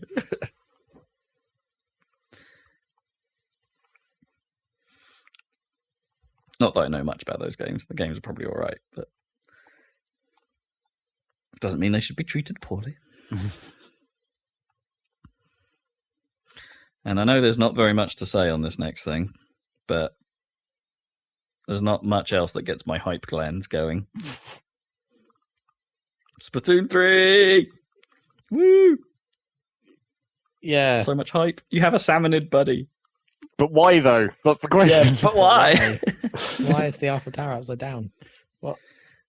Oh, well, I've seen a number of posts about people sort of saying it's like, oh, hey, Splatoon's actually on Earth, but after a climate change. It's like, yeah, we kind of already knew that, right? I mean, we explicitly already knew that. Yeah. It's like there's literal lore in Splatoon 2 even that tells you that. Absolutely. And they play on that even more in the Splatoon 2 DLC as well. Yeah, not new. But I guess it's hard to learn much from this because it literally was just a teaser. Hey, there's some new super weapons. We get to see that much. There's a bow and arrow or something at one point. Hey, I'm just happy there's another Splatoon. That's all I care about. That's all I needed to know. I just needed to slap that number on the end, and I'm like, yeah, damn, we're in it. Let's go. Well, let's not go for a whole nother year. Let's hope they learn from the mistakes of 2. Except they don't think they're mistakes. That's the trouble. Well, okay. What do you think of the mistakes? What do they need to fix? The whole joining a game problem. I thought you were about to say the whole game. No, that's not too bad. The whole lobby system. Yeah, but it is. It's just like this dumb map rotation crap. It's just like no. Okay, get rid of this stuff. I don't necessarily mind the whole map rotation-y thing, except maybe make it a bit larger. But I have a bigger problem with the if Salmon Run comes back in some form, which it damn well should. Yeah, get rid of the whole like limited times for Salmon Run. Well, I mean that is part of the map rotation thing, basically. Yeah, I mean that's the word. That's the big offender, right? On all of that. Yes, but like I don't know why there's any reason to have map rotations. I mean, to make it so the more people end up playing the special levels when they do Splatfest. yeah, but that's like that can be. You can turn on the map rotations for Splatfest. It doesn't have to be like all the time. Especially once they actually, started adding more normal levels to the pool. It was just like you're never going to see them. I guess, yeah. But they tended to, like, when a new map came out, they tended to make it appear on more of the, more frequently on the list. Sure, but there's still temporary. It's just like I don't think there was any real reason to have that system exist. Like, what problem was it really solving? Yeah, I mean, their argument for Salmon Run was to help drive players towards certain times to make sure sense. to make sure it was populated at certain times. Except apart from you only need 4 people to play Salmon Run. It's like it's literally easier to populate Salmon Run than the actual normal game. than the actual game, yeah. And it's not like they limited things like competitive with the weird game modes and stuff like that. Like based on that, Here's the thing: I can get it. Like I can understand it in parts. Like okay, maybe limiting when what game mode competitive is on. Makes sense, right? Because they would limit it to, right now we're playing the weird moving tower mode on these maps, and it's like, okay, great, that stops the community from splitting between the game and the billion different types of competitive mode they had, or not billion, but there were a few, right? Well, and it's like made it so people had to play the different modes in competitive specifically, where the modes were more different. Exactly, keeping it focused to like 2 or 3 different things you can pick from makes sense, because that's a problem that's plagued most multiplayer games, to be honest, at some point, where it's just like there's a playlist that no one's in, and it's like and therefore the players that want to play that have a hard time. So by focusing it in this way, that actually kind of makes sense. I'm kind of with you that they sort that. I wish they would sort I know it's annoying, but a bail from matchmaking would be good. Well, they just need to, make the whole lobby system needs some expansion, like getting out of it and being able to change shit while you're still in the lobby. Oh my god, they tried to fix, but it's sort of okay, the whole change your kit thing, but in a way where you can change your kit like slightly easier, like a shortcut list or something, but you can coordinate with the team a bit better. Yeah, even just presets would be enough, probably. Yeah. Here are your 4 go-to slots, or just steal Call of Duty's class system would be fine. Just steal it. Yeah. Yeah. But yes. But in terms of the actual game, let's hope they bring back Salmon Run. Yeah. It was interesting because the music they chose is one of the original tracks as well. It was a slightly different version of music from the original game, so it's like I guess the music's still all in production, but. Well, I mean, it's not like they haven't remixed a lot of the other songs before. They're just getting through. Yeah. And also, I guess maybe it will be a lore thing. Maybe wherever this takes place, it will be like we didn't get the Splatoon 2 music over here. The plaza didn't look as fancy, if that was indeed the plaza. Well, there was other people standing around, so probably. Yeah. And who are they going to replace Pearl and Marina with? Just come up with another random pair. Yeah. Or are the Squid Sisters returning? Maybe it's time for non-squid hosts. Oh my god, what? Full-on octopus? Well, or one of the other any random species that you can choose. Krusty Sean gets a promotion. Yeah. He's not going to be in here, surely. If this takes place in like a more far away, which is sort of seems to be what they're implying. Yeah, it's implied that. Well, it looked a bit Tokyo-ish, but yeah, the Eiffel Tower might mean that. Well, that might not be the Eiffel Tower. That might be the Splatoon. Tokyo Tower, which is very similar in design. Maybe. I think it looked more Eiffel-y, but you're right. It could be, I guess. But yeah, more deserty, I guess, is what all we can imply from the environments that they showed. I mean, yeah, well, the fact that there was a train made me think, I wonder if they're you're going to take for the single player stuff. Take the structure of the Expansion. the Octo expansion or whatever its actual name was, and use that because that was good actually. The Octo expansion was neat, and sort of lean more into that. I feel like this is the opportunity to make the single player like less level based. I don't know that they do that. Yeah. Well, I mean, they could if they wanted to, but I don't know. Yeah, maybe. Because that would be like, we could, if you're going to have this random salmon pet, we're going full open world, right? We're just going to have this pet following us around in the world. It's going to help us fight out in the Breath of the Wild, except with squids. Probably not, though. The other thing is like it's still going to be on the Switch, so I wouldn't expect a huge departure tech-wise or no, anything like that. It will probably still be the same. Be pretty similar. I think the only reason that they're having to do a Splatoon 3 is, hey, I guess Nintendo Online doesn't pay the bills for some reason, even though that's exactly what it should be doing. Like, the Nintendo Online is probably the thing that should be keeping Splatoon 2 in updates, but, Nintendo want money.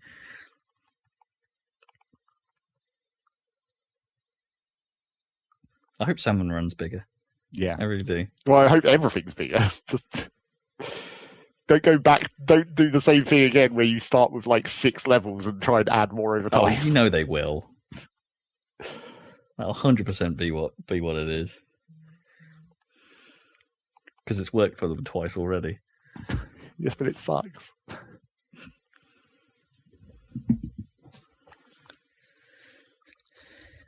So Overwatch 2. Splatoon 3. Oh, I'm so excited though. And then I've got a long time to wait, annoyingly. Maybe nearly 2 years. Because they said 2022, but it could be the end of 2022. We shall see. Do we want to talk about Skyward Sword HD at all? Zelda, the non-Zelda announcement. Yeah, I kind of forgot how. They must have known this would piss people off. Well, right? To an extent, but at least they apologized beforehand. Yeah, but not even the fact that they didn't have news of Breath of the Wild 2, but the fact that they followed up with Skyward Sword, that they must know that people don't like that one. But everyone knew that this was coming, and also they did the thing that everyone wanted them to do and made it not have to be motion controls. Yeah, I mean, that part's good. But they could have at least... That is decent. They should have put Wind Waker out as well. They already had that from the Wii U. They already... Yeah, that's why you can't, though.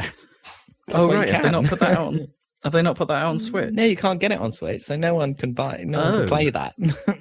Oh, that's so weird. Annoying. I thought Wind Waker HD had been put out on Switch, but no. Did they put out Twilight Princess HD on Switch, right? I don't even know. I don't think so. I think they both came out. They both came out on Wii U. Oh man. Yeah, exactly. Because Twilight Princess was immediately trending on Twitter after they revealed Skyward Sword, which was quite funny. Yeah, so I guess that Skyward is the one that none of us have touched. Is that right? Yeah. I mean, I didn't have a Wii, so. I have to say, there's something about... Okay, point number one, I don't think they've done quite as good a job with the HDification of this one as they have done the previous two. Yeah. But B, that might be because this looks properly jank, doesn't it? There's something about Skyward Sword that just looks wrong and off and cack. Yeah, I mean, they were trying to go for a watercolory kind of look originally, I think, but it didn't quite... And it doesn't quite work, does it? There's something about, a lot of the characters and their fat lips just look wrong. Yeah. And then in terms of the structure of the game, obviously, infamously, it sort of drops you in you don't get that sense of adventure of moving around a world because you have the sky and then you just sort of teleport into areas, right? So it doesn't have that kind of Zelda feel that the original game in 1986 managed to have. Yeah, I can see what you mean. It's sort of segregate, but then you don't put the effort in to get to places. But then previous games had fast travel systems to sort of get around. Oh that. yeah. But Yeah. something about Skyward Sword where it just didn't feel like a full. Zelda I think it's something adventure. about just how it moves as well. Just like, I know they're compensating for the motion controls to some degree, but there's something about how Link moves doesn't look appealing. I don't So know. now It's you're like, compensating, and now you're uncompensating, and you're Yeah. releasing that game for how much? 60 quid? no, probably, yeah. Okay, all right. I really wish the Nintendo tax wasn't a thing. It is a bit much. It's like, Well, a a PS5 game costs 70 quid or something, doesn't it? Yeah, I know, but it's like, But that's because that's not the same, because Nintendo were already making their games full price even before everyone was like, we need to make all games more money. I mean, I bought Yeah. Link's Awakening on Switch, and I'm pretty happy with it, but I'm not going to be getting Skyward Sword. no, I mean, that was a it's full like, remake, a complete remake, right? Obviously, Yeah, it was a Game Boy and I game, so guess you at couldn't put least- that out. I guess at least Mario 3D World does at least throw in another half game Yeah, in the form of Bowser's Fury, which, if you haven't looked up what that thing is doing, it's like, they're doing new stuff with that, and that's interesting. Yeah, that's cool. And that's a Wii U game. It's not like that's not a Wii game. That's another. It's only True, one yeah. generation behind 3D World, right? It is correct. Yeah, I don't know. It's just they must have known that even if it's a cool thing to have Skyward Sword available, they must Sure, have known yeah. that no one likes that one. And why do you put that after hyping everyone up for Breath of the No. Wild 2 news? I mean, Not a it's good idea. that. Yeah, I mean, it's good that they added the non-motion version of it. That I think that. Yeah, I mean, but they had that's- to Yeah, because the Switch Lite. The Switch yeah. Lite, yeah, which is a good thing. But- And their solution seems decent enough, and with the right the right stick controlling sword swinging. Yeah. That seems decent.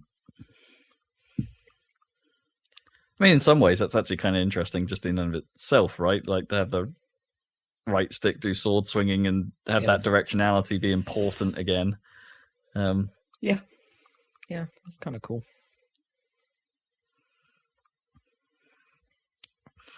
So that was it. That's the Ninty Direct.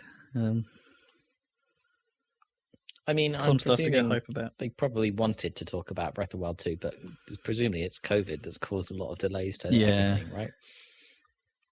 Well, I mean, maybe, or it's just.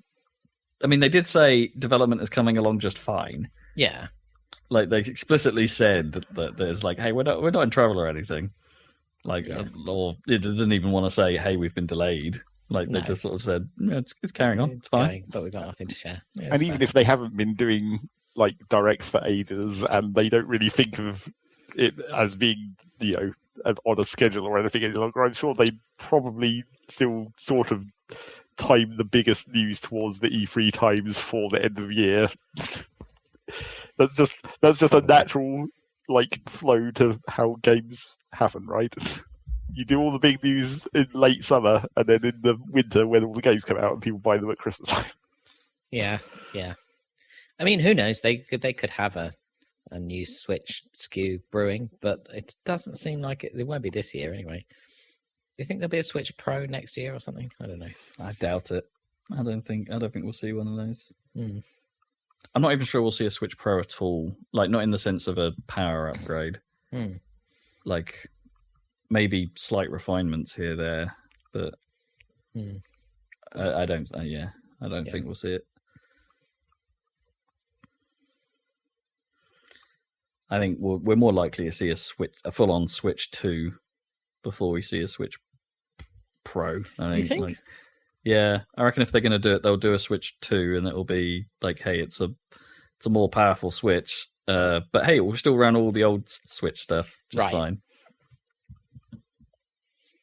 Right, but then new games don't have to run on the old Switch. The old think Switch, they'll yeah, they'll do be that? like, we're doing these Switch 2 games. I guess at some point they will do that. Yeah. Well, That mate, would except make sense. Nintendo could do Nintendo and just like be like, fuck, we came up with a Switch and it has all these fancy touchscreen and motion control, but fuck all that, we're doing something completely different again. Yeah. Yeah. That does seem to be what Nintendo does. I mean, that's exactly what Skyward Sword on Switch is, right? It's like we did all this crazy motion controls, but let's wind it back. But you Well, can, at kind least. of, In except- this instance, you can at least do the motion controls exactly if you know, Yeah. because they have the Joy-Cons, they can still do that. Well, I feel like in Skyward Sword's case, it was almost the opposite, where they were trying to make a game on technology that didn't exist. Like because the Wii Motion Plus shit, Yeah. where they tried to hack much better motion controls into the shitty Wii remotes, basically. Which was a requirement, wasn't it, for Skyward Yeah. Sword? Yeah. So they sold it bundled with Skyward Sword, didn't they? So they were Because trying nobody to had it. basically make a game for the technology that didn't exist, which is what the Joy-Cons are now, essentially. But does a Joy-Con have all of the precision and power of a full Wiimote with the plus and everything? Yes, aside from pointer Pointing. precision. Yeah. Pointing, Yeah. right. That's the one thing the Joy-Cons can't do. I mean, they can do, but not from like physical pointing. They have to interpret the pointing. Yeah. Which creates all kinds of problems here and there. Mm. The same way that the Wii U... I mean, it's got the same accelerometer tech that the Wii U gamepad has, just a lot smaller. Mm. Because the Wii U gamepad had all that stuff as well. But... Yeah. Um, The Pro Controller But- has it, weirdly. I guess Yeah. it's necessary, but yeah. but they all desync periodically, right? The calibration's not perfect, and nor does Yeah. it stick. They have issues. I mean, that's the thing that annoys me about when I'm playing Ring Fit. Is like every now and then the calibration goes off, so it's like. But they explicitly remind you frequently. It's like, hey, just point the thing down if you think the calibration's off, and it will reset. So every time you point the ring down, it's like it's recalibrating. A little bit like in Splatoon, where there's a dedicated button to recalibrate and recenter, isn't there? Yeah. I was sort of tempted to try and teach myself how to play Splatoon without the motion controls, and how weird that might be. Because I've always played it with, and a bit of me can't wrap my head around not doing it, which sounds weird. But I wondered if I'd actually just be slightly better at shooting. I don't know. Because I was a bit crap last time I tried to play it. Right, Nintendo Direct. We're going very long actually here, so we better talk about what we've been playing. I don't think there's any other news. That's the big one? That is the big one, yeah. Okay. God, we are going long, jeez. Yeah, I hadn't realised. I guess that is the most interesting thing, to be honest, is the Direct. So Yeah, we haven't had news for a while. Let's get out. yeah. So let's skip on to what you've been playing. Robe. All right, let's think of ways where I could cut this down a bit. No Man's Sky put out a creature update that I haven't engaged with yet, so I won't talk Yeah. about that. Okay, I've started and I've bounced off a game, which is noteworthy because me bouncing off stuff isn't all that common. Right. I tried to play the Falconeer on Xbox Series X because it's available on Game Pass now. It is I think it's also available on PC, but it was a Series X launch title, and I think alongside Dirt 5, one of the first games to support 120 frames per second on a console. So noteworthy. And it's also a bit of a looker, has to be said. Like it's got a nice sort of flat textured quality to things, but I should probably explain what this is. You are a falconeer. You're a dude that rides a giant falcon. Speedbirds. Speedbirds.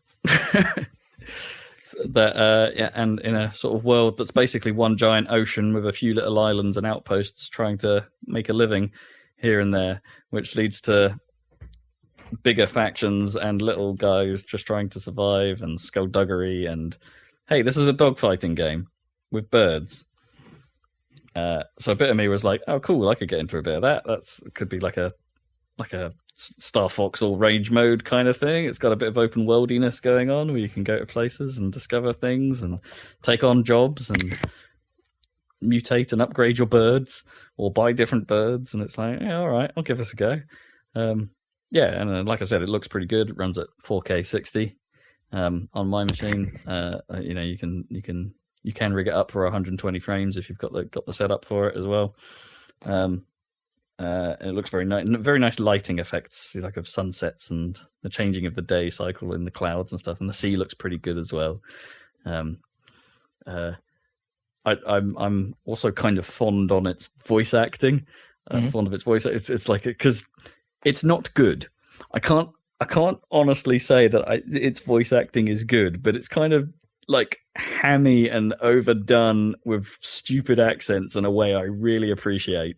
Sweet. Like in the first town of Dunkel, your the guy that's giving you missions talks a bit like this in this weird voice whilst wearing an outfit that looks a little bit like a reverend's, like a monk sort of hoodie kind of thing. He's a bit like this. And then you've got your wingman who talks like this constantly. Excellent. And it's over the top and bonkers in a way that I really it's dumb and I love it.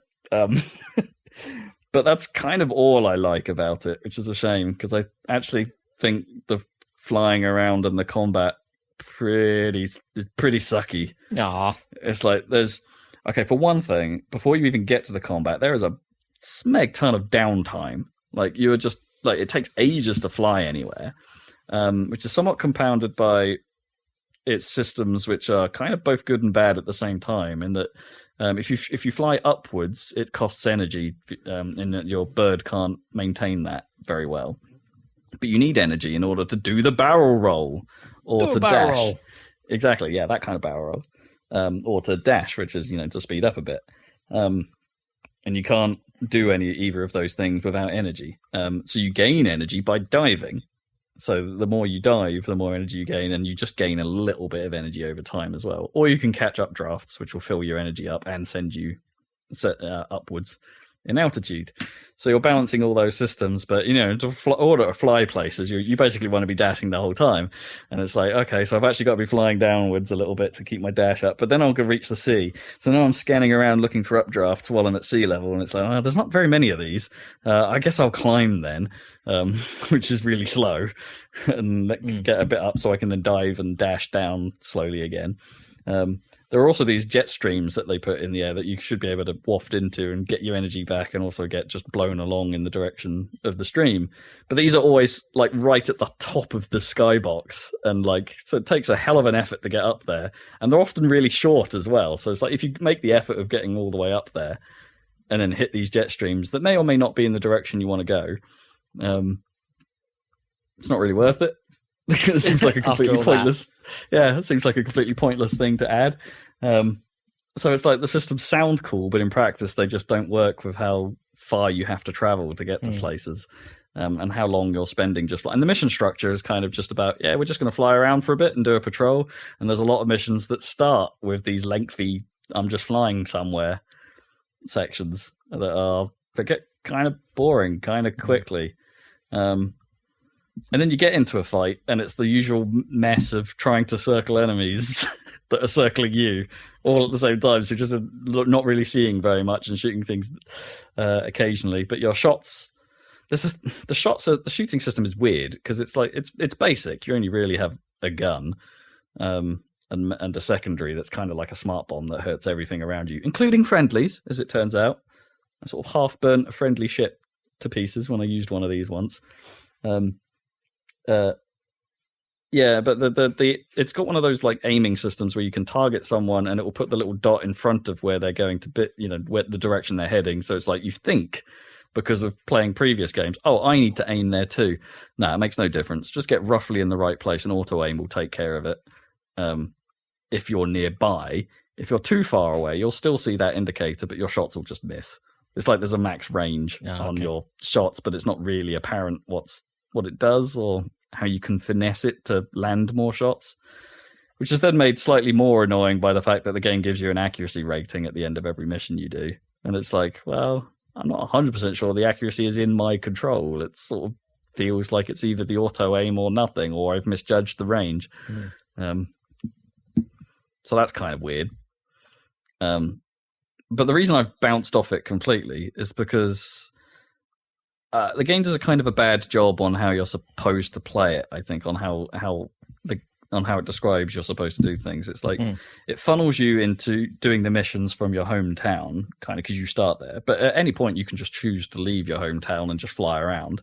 And then you can land at certain other places depending on what chapter you're currently playing. And then if you've got the permit for that place or they're friendly with your faction, they'll offer you extra missions and you can grind for money and you can level up your player character a bit that way. But yeah, the structure's not really set up to encourage you to do that. Like, so at the start, all I did was did my story missions in Dunkel. By the way, a great town name. Dunkel. Dunkel. And I only got as far. I leveled up my character to level 2, and the next chapter immediately says recommended levels 4 to 8, and I'm like, okay, bugger, I'm not at the right level, but let's go in and do this anyway because that's what's next to do. Immediately got owned on the very first mission of the next chapter, and I'm like, all right, let's just spend some time flying around and try and level up and try and earn some things. Got myself up to level 5 in the end, just flying around doing the odd jobs here and there. Bought a new weapon, bought some upgrades from a bird, things like that. Did what you might expect. Tried the mission again, utterly owned immediately, and so I'm now one level above what you recommend.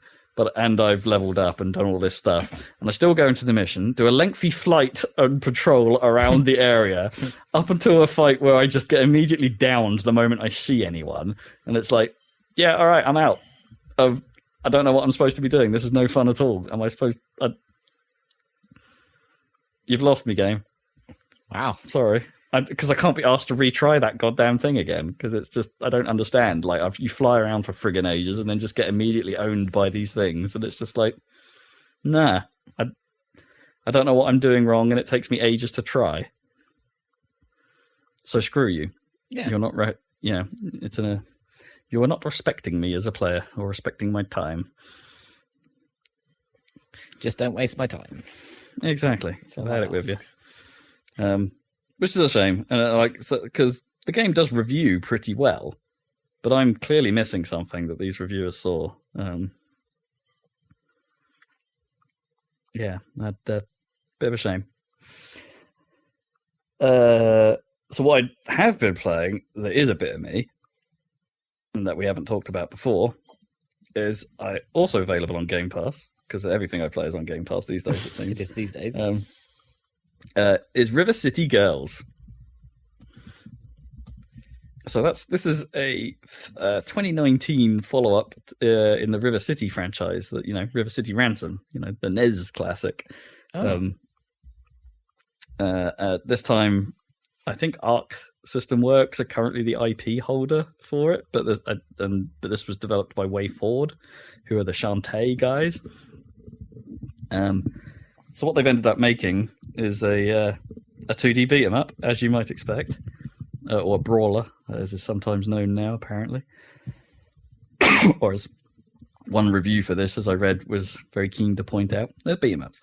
Just call them a beat 'em up. Yeah, it's a beat 'em up. Where the main storyline is like, you are two high school girls who receive a text in the middle of detention one day saying their boyfriends have been kidnapped. The boyfriends are apparently like the protagonists from previous River City games, but I'm yet to really see them, other than this picture of them supposedly being shoved in the back of a van. And then you proceed to fight your way out of the school and fight your way across what seems like the entire city in order to try and rescue them. And what ends up, it's really stupid, but it's a really fun kind of stupid. It's like all of the dialogue is super airheaded, like kind of Nice. These girls are not smart. Okay. And it seems like nobody in River City is very smart, kind of thing. Right. It's all really dumb, all really over the top. Properly leans into it. Obviously it's got a great deal of the Scott Pilgrim vibe, which I love, because it's Scott Pilgrim's game cribs somewhat heavily from River City. Anyway, so seeing a River City game, yeah, all right, yeah, I can get into this. I think the combat system is pretty cool. You've only got like 2 characters that you can choose from, and it's the two girls, and they both have individual move sets. But I like how they feel. They're pretty decent. They're quite. I guess it's because Ark's system works are like influence here. They're a bit fighting gamey in that you can spam out your light attacks, but you've got heavy attacks. You've got specials you can throw in there as well, and there's kind of a relationship on how you can jam those out. You've got a block, which is somewhat unusual for a beat 'em up, and there's also a parry system in there as well. So you can parry attacks if you perfect block. There's aerials, there's grabs, there's all kinds of stuff you can do with the fighting system, which is neat. It's mostly pixel art, other than the sort of the cutscenes, which are done in a sort of comic book style. The pixel art is very good and very well animated, and the music's great as well. So it's got all the key ingredients of a decent beat 'em up, and that's kind of where the story ends. Honestly, it's just a really decent beat 'em up. Like it's a little bit. Its structure is a little different, I suppose, to most, in that it's not stage based. It's kind of open world. Oh, you just sort of wander around and level up and go to the bits on markers on the map where the game wants you to go next, and you can go to shops and buy items that will give you stats or give you health boosts and things like that. Because you want to not die, because dying costs you a bit of your money, and if you haven't got your money, you can't buy health upgrades or go to the dojo and learn new moves. And things like that. So there is an emphasis to stay alive, which is nice. Although it's pretty lenient. Even if you do die, you lose a bit of cash, but you just respawn in the area you just were. It gets around the whole. It tries to implement that thing like that beat 'em ups have, where it's like you're not allowed to move forward until you kill everyone in the area, by literally locking you in the screen. It puts a chain around the outside of the screen and a giant padlock, and you have to beat everyone up. And every time you kill someone, the padlock takes a bit of damage. Oh, that's kind of cool. It's like they just lean into it like hard and be like, yeah, this is a game. We don't care. It's really good. It's a lot of fun. It's one of those things I think of. Obviously, it's a beat 'em up, so it's like Streets of Rage. It's like I want a second player, really. Right. To enjoy it to the fullest. But it's got all of that, right? So if COVID was over, then you guys could be playing it. Exactly. Put it in 2-player mode. It has an option to turn friendly fire on or off, which, you want it on. It's not a beat 'em up if you do. if you've turned friendly fire off, what are you doing?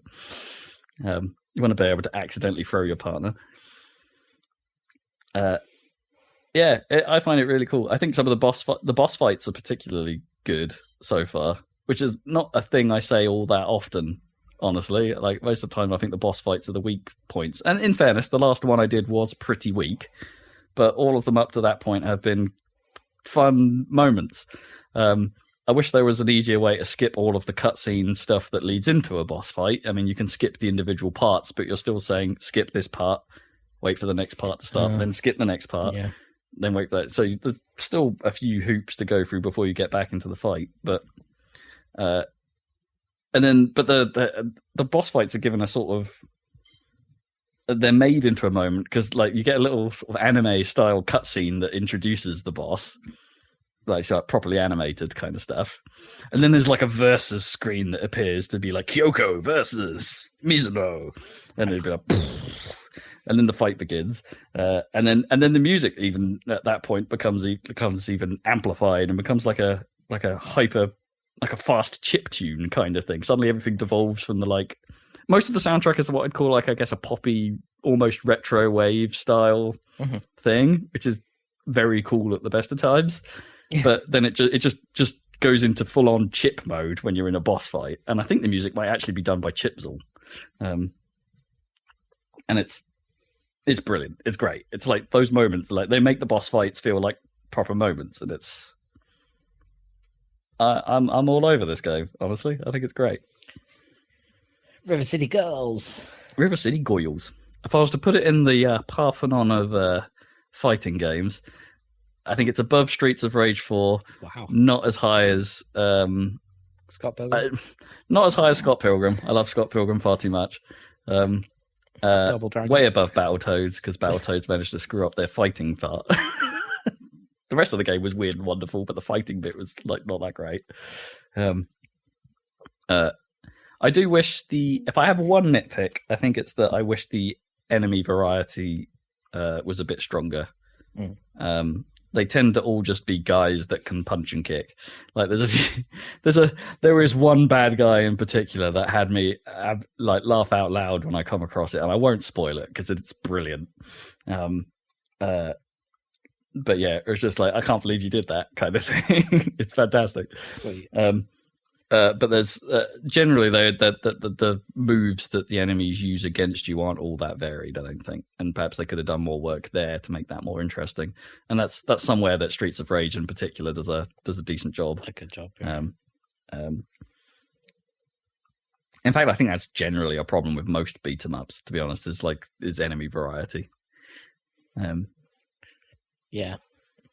I mean, it even has this like interesting recruit system where it's like if the last enemy on a screen doesn't always fight you to the death, they can surrender. And if you walk up and grab them and push left bumper, they become a recruit instead of you beating them up. And then that means you can call them in a sort of Marvel versus Capcom style assist during fights. So you've got yet another layer on top of the fighting system that you can employ at various moments. And depending on which recruit you have, it depends on the move they're going to come in and do. But they can get hurt as well.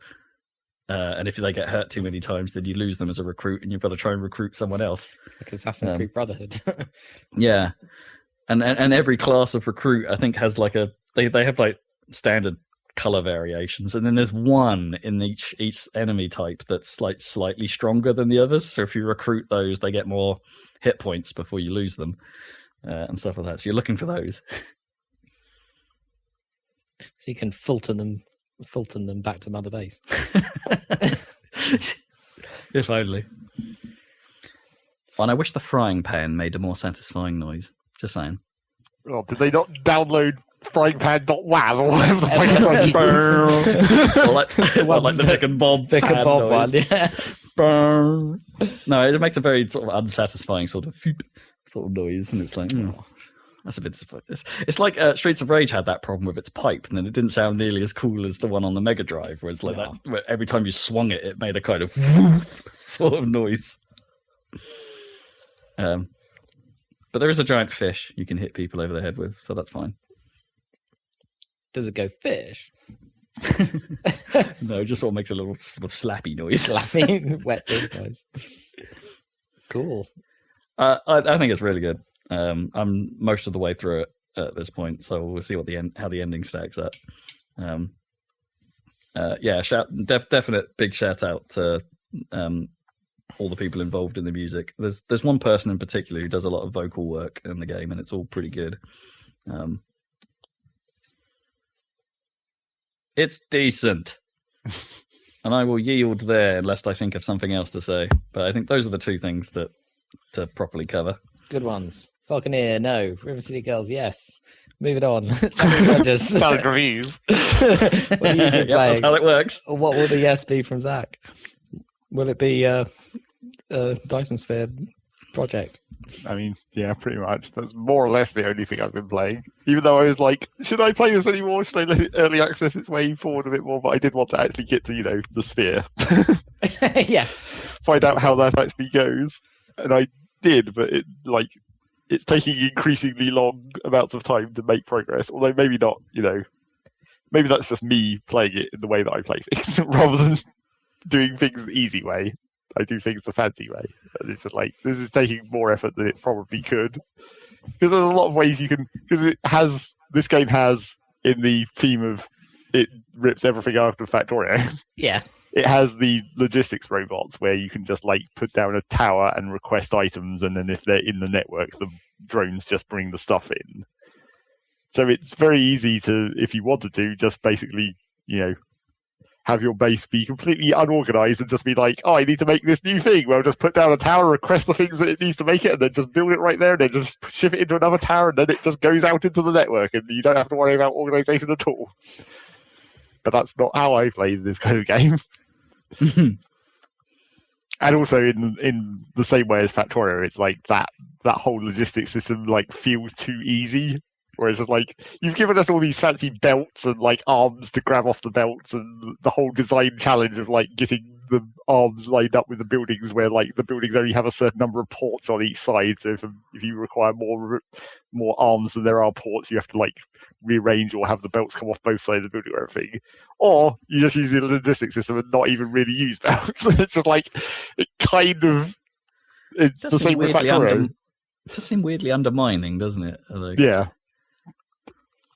Although, admittedly, in Dyson Sphere program, it's like it's the same system but way more limited than Factorio's one, because like each logistics tower in Dyson Sphere can only request like 3 different items, and if something you're making requires 4 items, you're either going to need to have 2 towers or like rearrange it, and also each item in those 3 slots can only be request or supply. So, like, if you want to send something out to the network, you have to put it into a supply slot, and then if you're requesting something, you have to have it in a request slot. So there are some more limits than Factorio, because in Factorio, the robots just go directly to the chests, and the chests can have any filter you want on them. You could just select any item in the game and just have it all go into one chest if you want to. And then it will get full of one item, because that's how the system works. That's how it works, yeah. Priority or whatever. But yeah, it's slightly more limited, but considering that you're also having to ship things between planets anyway, which is sort of it's basically the same as the drone system, but like you get a bigger tower that can store 5 things, and then it can also have like the interplanetary ships that are like the drones, but they go between planets. So you have these slightly larger towers for that. So yeah, it's still been a matter of design work and coming up with new ideas of how to make things better, which has naturally led to the annoying temptation to just start over. Whereas like, whenever I go back to my starter planet and I just look at the big mess that's there, and I'm like, well, I could either just clean that up or I could start over. But the actual answer is just don't. Just leave it. You've moved to an entirely different solar system at this point. Just ignore it. Yeah. But you can't because it's untidy. Yeah. Oh no. But at a certain point, it's just like, what do I really want from that planet is just like resources. It's just the fact that there's resources there that already have like mining and smelting and all that stuff. It's like, because that's what I was thinking about when I was thinking about designing the bases, is that the logical way to do it is to like fly to a new planet, set up miners, set up smelters, because in the majority of the cases when you're mining something and you smelt it, it's like a 2-to-1 ratio of ore to the output. So like you take 2 titanium ore and you smelt it down into 1 plate, which is, so you're compressing it essentially for transport, and like nothing uses titanium ore by itself apart from smelting. But if you do that and like smelt on site, then when that planet has been expired and you've used up all the titanium, you have to demolish all those smelters and move them to a new planet. Whereas if you build the smelters in a permanent location and ship the ores in, so it's just like you've got this balance of like, which of these resources do you ship raw? How much processing do you do on an individual planet level? How much of this do you make permanent, or you're going to have to come back here and demolish it at some point? I feel like there's some sort of joke around the phrase "smelt on site" somewhere. It's like it's not dangerous enough to shoot on site, but it's yes, you have to smelt it. Do you think this is what's going to happen in the distant future? We're going to be looking back at Earth, going, "Well, it's all fucked up, but like there's resources, there's useful stuff there." I mean, we could demolish everything, like terraform our own Terra. Yeah, but there's stuff there that we could use to process shit still. The trouble is that, unfortunately, in real life, it's not as simple as that. Like, we take all the iron ore out of the ground, and then it turns into, like, iron garbage, and that's not as convenient. Yeah. Whereas in this game, it's just, like, chunks of iron sticking out of the ground, and then you just mine them, and they disappear. And they're gone, yeah. Well, they'd be put into the Dyson Sphere, weren't they? So they would be gone. In theory. They would be gone, right?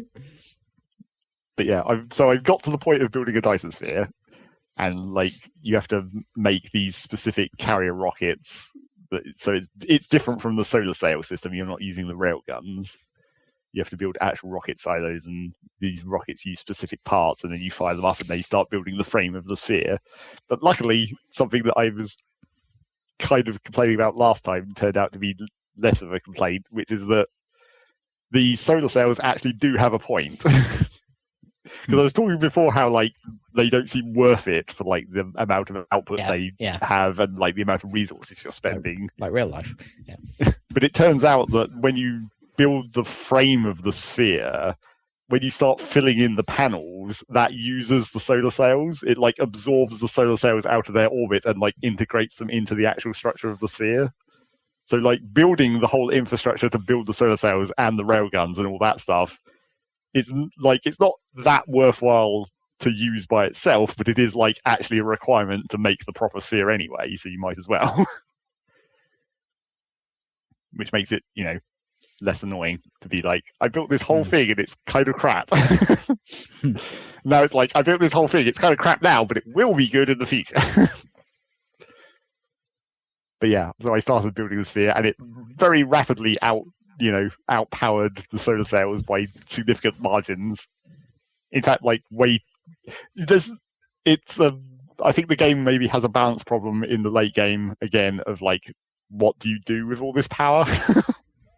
I mean, admittedly, that is kind of the point of a Dyson sphere. You get so much power, you don't know what to do. Yeah, that's the idea. Yeah.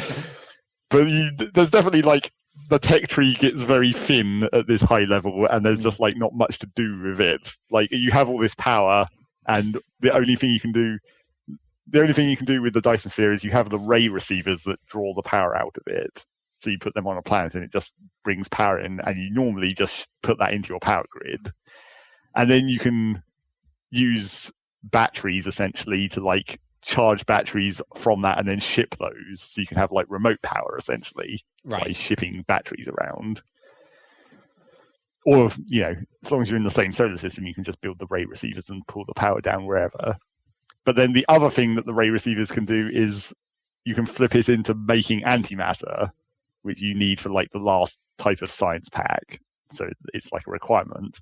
But then the only other thing you can do with antimatter is turn it into antimatter fuel cells, which can run a different type of power station. And it's like, it's just more power in the end. Yeah. Well, it's just more power, and also it's like expendable power because you're consuming more resources, like the metal or whatever that you still need to make the antimatter fuel cell. You're consuming that to make power, whereas if you're using the batteries, which are completely reusable, you're not expending any resources. So why would you even bother? Is it more energy dense or something? Easier. It is more energy dense, but like I actually looked at the numbers, like did the calculation of like if you're shipping one shipload of antimatter cells versus however many shiploads of batteries it would take to make the same amount of power, considering that you're having to expend resources to use the space warpers to have your ships travel around. It's actually still way more resource efficient to use the batteries rather than the antimatter. Weird. That seems like a balance issue, maybe. Yeah. So I like hopefully that as they get further into early access, they might extend the sort of late game area to have some purposes for all this masses of power you're making, rather than it just looking cool, which it does look cool. Yeah. I mean, massive game. You do all the work. You build your Dyson sphere. It looks cool. The end. Yeah. Unfortunately, it's not. It is still, the sphere is still like just as much a physical thing as the sails, and you actually get to like plot out the structure, so you can build it as like complicated as you want. Essentially, like you put nodes onto the sphere, and then you join the nodes up with struts, and then you fill in the gaps between the struts. But it's a free-form system. Oh, cool! And if you want to, you can even build like multiple layers of Dyson spheres, so you can have like partial Dyson spheres out like wrapping around other Dyson spheres if you really want. And then they're occluded by the other Dyson spheres. Well, you see, that's the thing. Like, I'm not sure it does actually simulate that, which is slightly disappointing. Because, like, I was trying to. My Dyson sphere at the moment, which isn't really much of a sphere, it's more like it's got a ring. It's got a full ring around the equator, and then it's got like a couple of big triangles of solar panels sticking up off it. Is about as far as I've got. But even when you're on a planet and you look up at the star and you see like the big triangle of solar panels orbiting around and it goes over the star, so it should occlude it. It doesn't actually affect like the output of solar panels on the planet or anything, Oh, right. or make it dark for a moment, Right. or at least not yet. Maybe I haven't occluded enough of the sun at the same time. Right. To cause an eclipse. Yeah, Yeah. maybe. But I suspect it probably doesn't actually simulate that, which is going to be kind of disappointing. Mm. But, you know, they could easily fix that in theory. Well, Yeah. I say easily. I'm not sure exactly how you'd do it. You'd have to make some kind of calculation of like how You'd have much to do- percentage of the You'd have- surface of the sun is occluded. Well, you'd have to do some basic ray tracing, I imagine. Well, right? yeah, Mm. some kind of inverse square arrangement. But it would be cool if it did actually. And the other thing that I noticed, like as I played more, that I thought was weird, but kind of makes sense from a usability aspect, is the color of the star doesn't affect the lighting of the planet except at like dawn. Hmm. It's really weird. Like my main base now is in a blue star system, which I'm building the Dyson Sphere around, which is also another reason my Dyson Sphere puts out so much ridiculous amounts of power, because the star luminosity is like 2 times as bright as any other star. Right. So it's putting out insane power, but it's blue, and like right at dawn, when like you're just having the sun rise up, you'll see your buildings get like blue, but then as it turns into day, it's just like generic regular lighting. And I can understand why you'd do that, because having a blue filter over everything would make it probably quite difficult to see what the hell you were doing. Yeah, fair enough. But it's kind of weird. I think maybe they could like make it subtle, but have it matter a little bit. Still matter a bit, yeah. And I'm also still interested to maybe go and just warp around to some of the weirder star systems just to see what they look like. Because there's neutron stars and there's a black hole.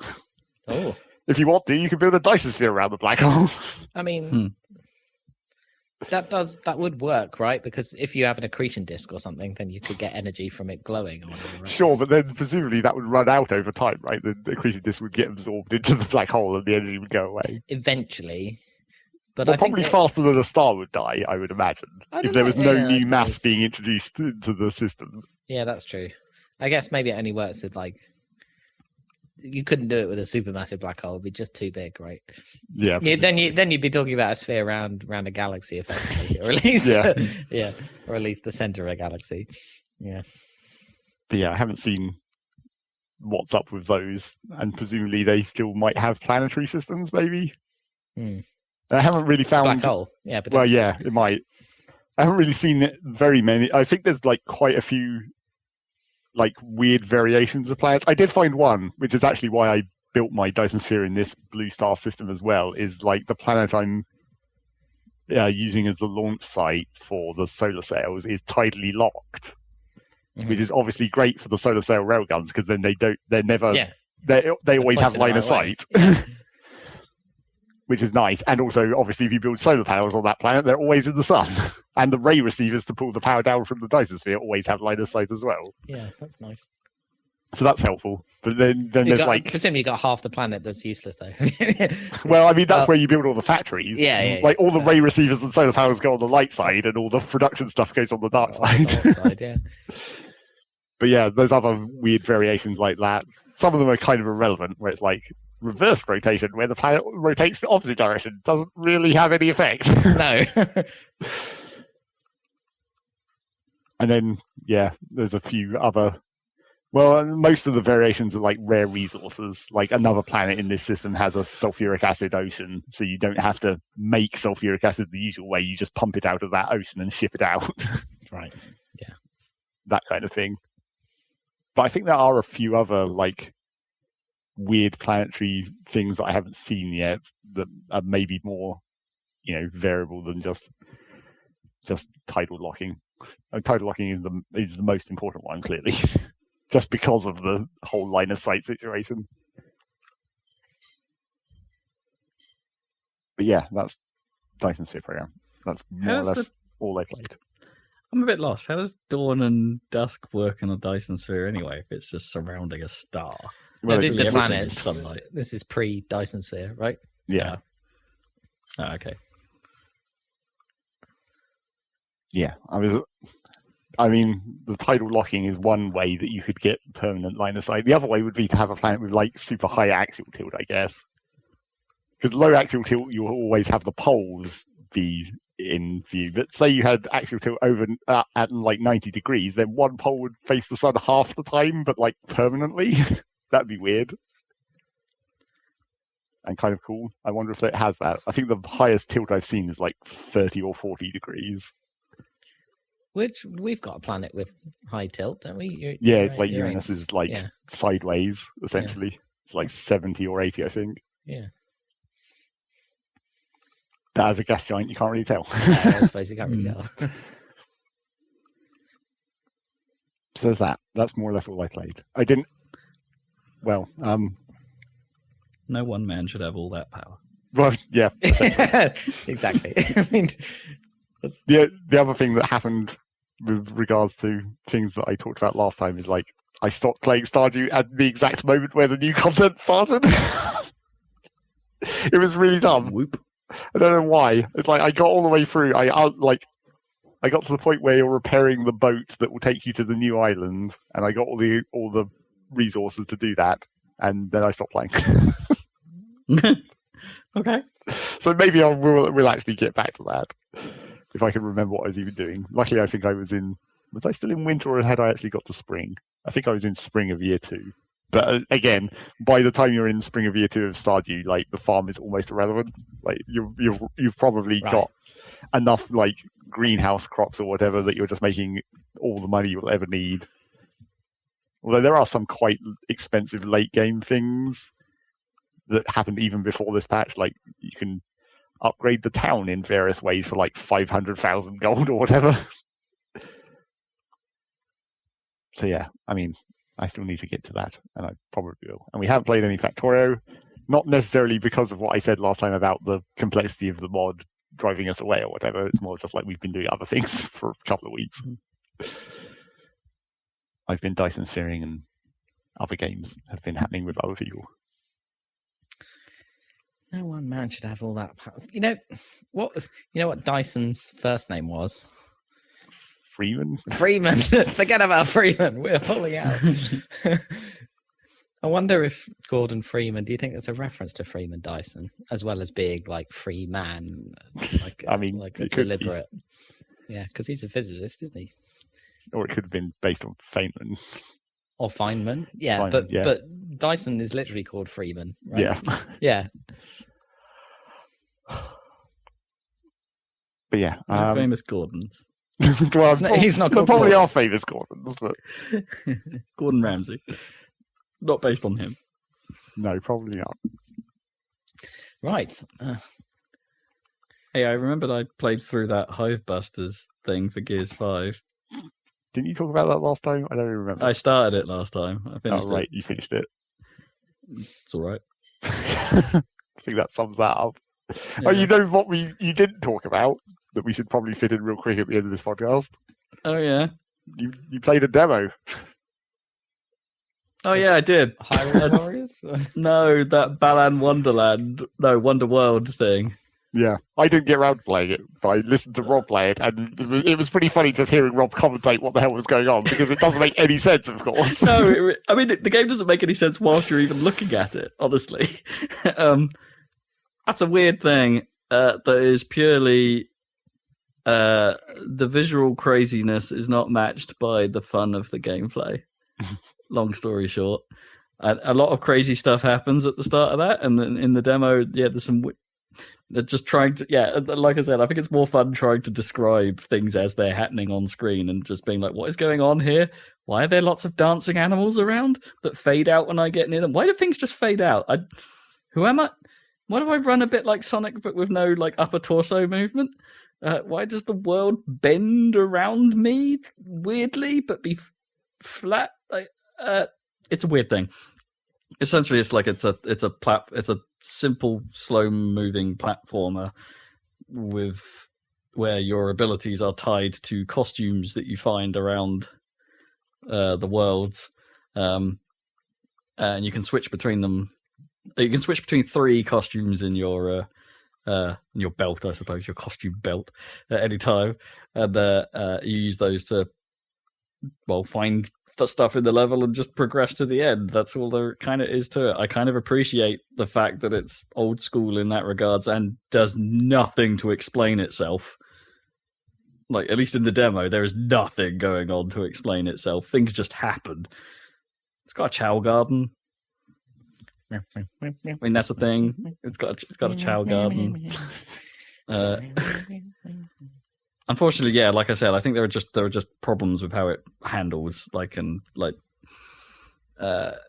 you get hurt, you lose one of your costumes. So if you're using that costume to try and solve a problem, and and you accidentally get hurt by something, it's like, oh damn it! Now I've got to go back and find where that costume came from and then bring it all the way back here, in order to solve the problem, which is quite irritating. Especially if you're trying to explore the levels. There seems to be a lot of hidden things in each level, but I can only really find a few of them, and I'm not quite sure why or where the others were. There are... I don't know, I think it takes too long to transform between costumes. It's not like an instant switch. There's a little animation that plays every time, and that kind of gets tedious. There's a... there's an ultra random quick time event thing where the titular Balan guy, who, as Zach correctly pointed out, does look a little bit like that presenter for Mario Party 4, but I'm not sure the hat and the body are separate entities. It's where he just randomly goes into a cutscene where he flies through the sky and then beats up this purple rock thing. But the quick time events are press the button when the sort of faded out image that's moving on screen matches what the animation is currently doing, and then you push A, and then you get yay, perfect timing. Or when there's lots of shadows, you mash, and that's it. That's all that is. I don't know what's going on. I don't know why Balan is beating up a purple rock in the sky for some reason. And all it really seems to give me is more gems to feed my chows, which are not called chows, they're called Tim. Yes, like the name. Make sure you feed Tim. Feed your Tim. Tiny Tim. Well, Tiny Tim is building a tower, apparently. Yeah, I don't think I get it, which is a shame, because I think its craziness factor is up there on the good bit, but how it plays is not on the good bit. Whatever the good bit is. It's like some kind of platform you have to stand on.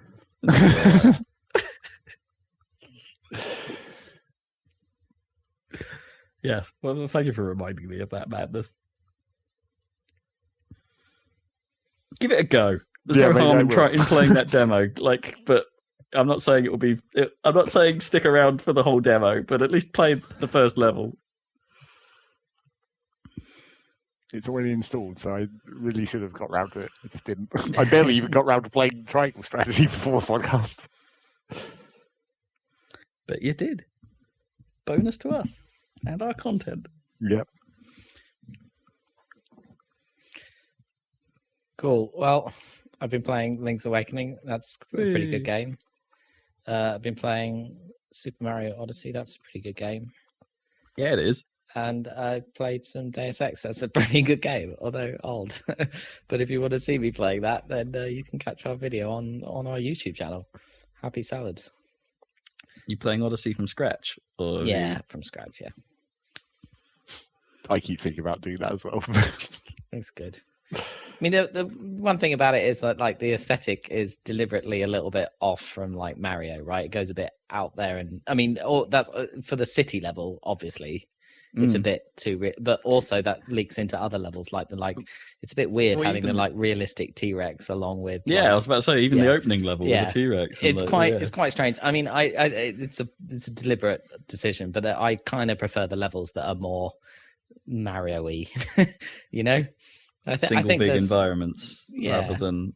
But in a weird way, that's not more Mario-y. That's less Mario-y. That's traditional Mario-y's levels. Yeah, but I think I mean Mario 64, I guess. Yeah. I know exactly what you mean. Mario 64, a bit more Mario Sunshine, a bit more. Yeah. I think Sunshine had a really good aesthetic. That was one of the best things about it, which was fairly consistent, whereas Odyssey's style is total chaos, basically. Which is, but it works. But I don't know. It makes me think, maybe I should try out that 3D world port. Or even the- Yeah, you'll probably more side with the Bowser's Fury stuff then than the which is more the actual free camera stuff. Yeah. yeah. But anyway, Odyssey, really good. Power moons everywhere. So many power moons. Power moons for days. No one man should have all that power moon. Exactly. So check out our YouTube channel. We will be back in a couple of weeks with another Saladcast. So we'll be there for that. Bye. Bye.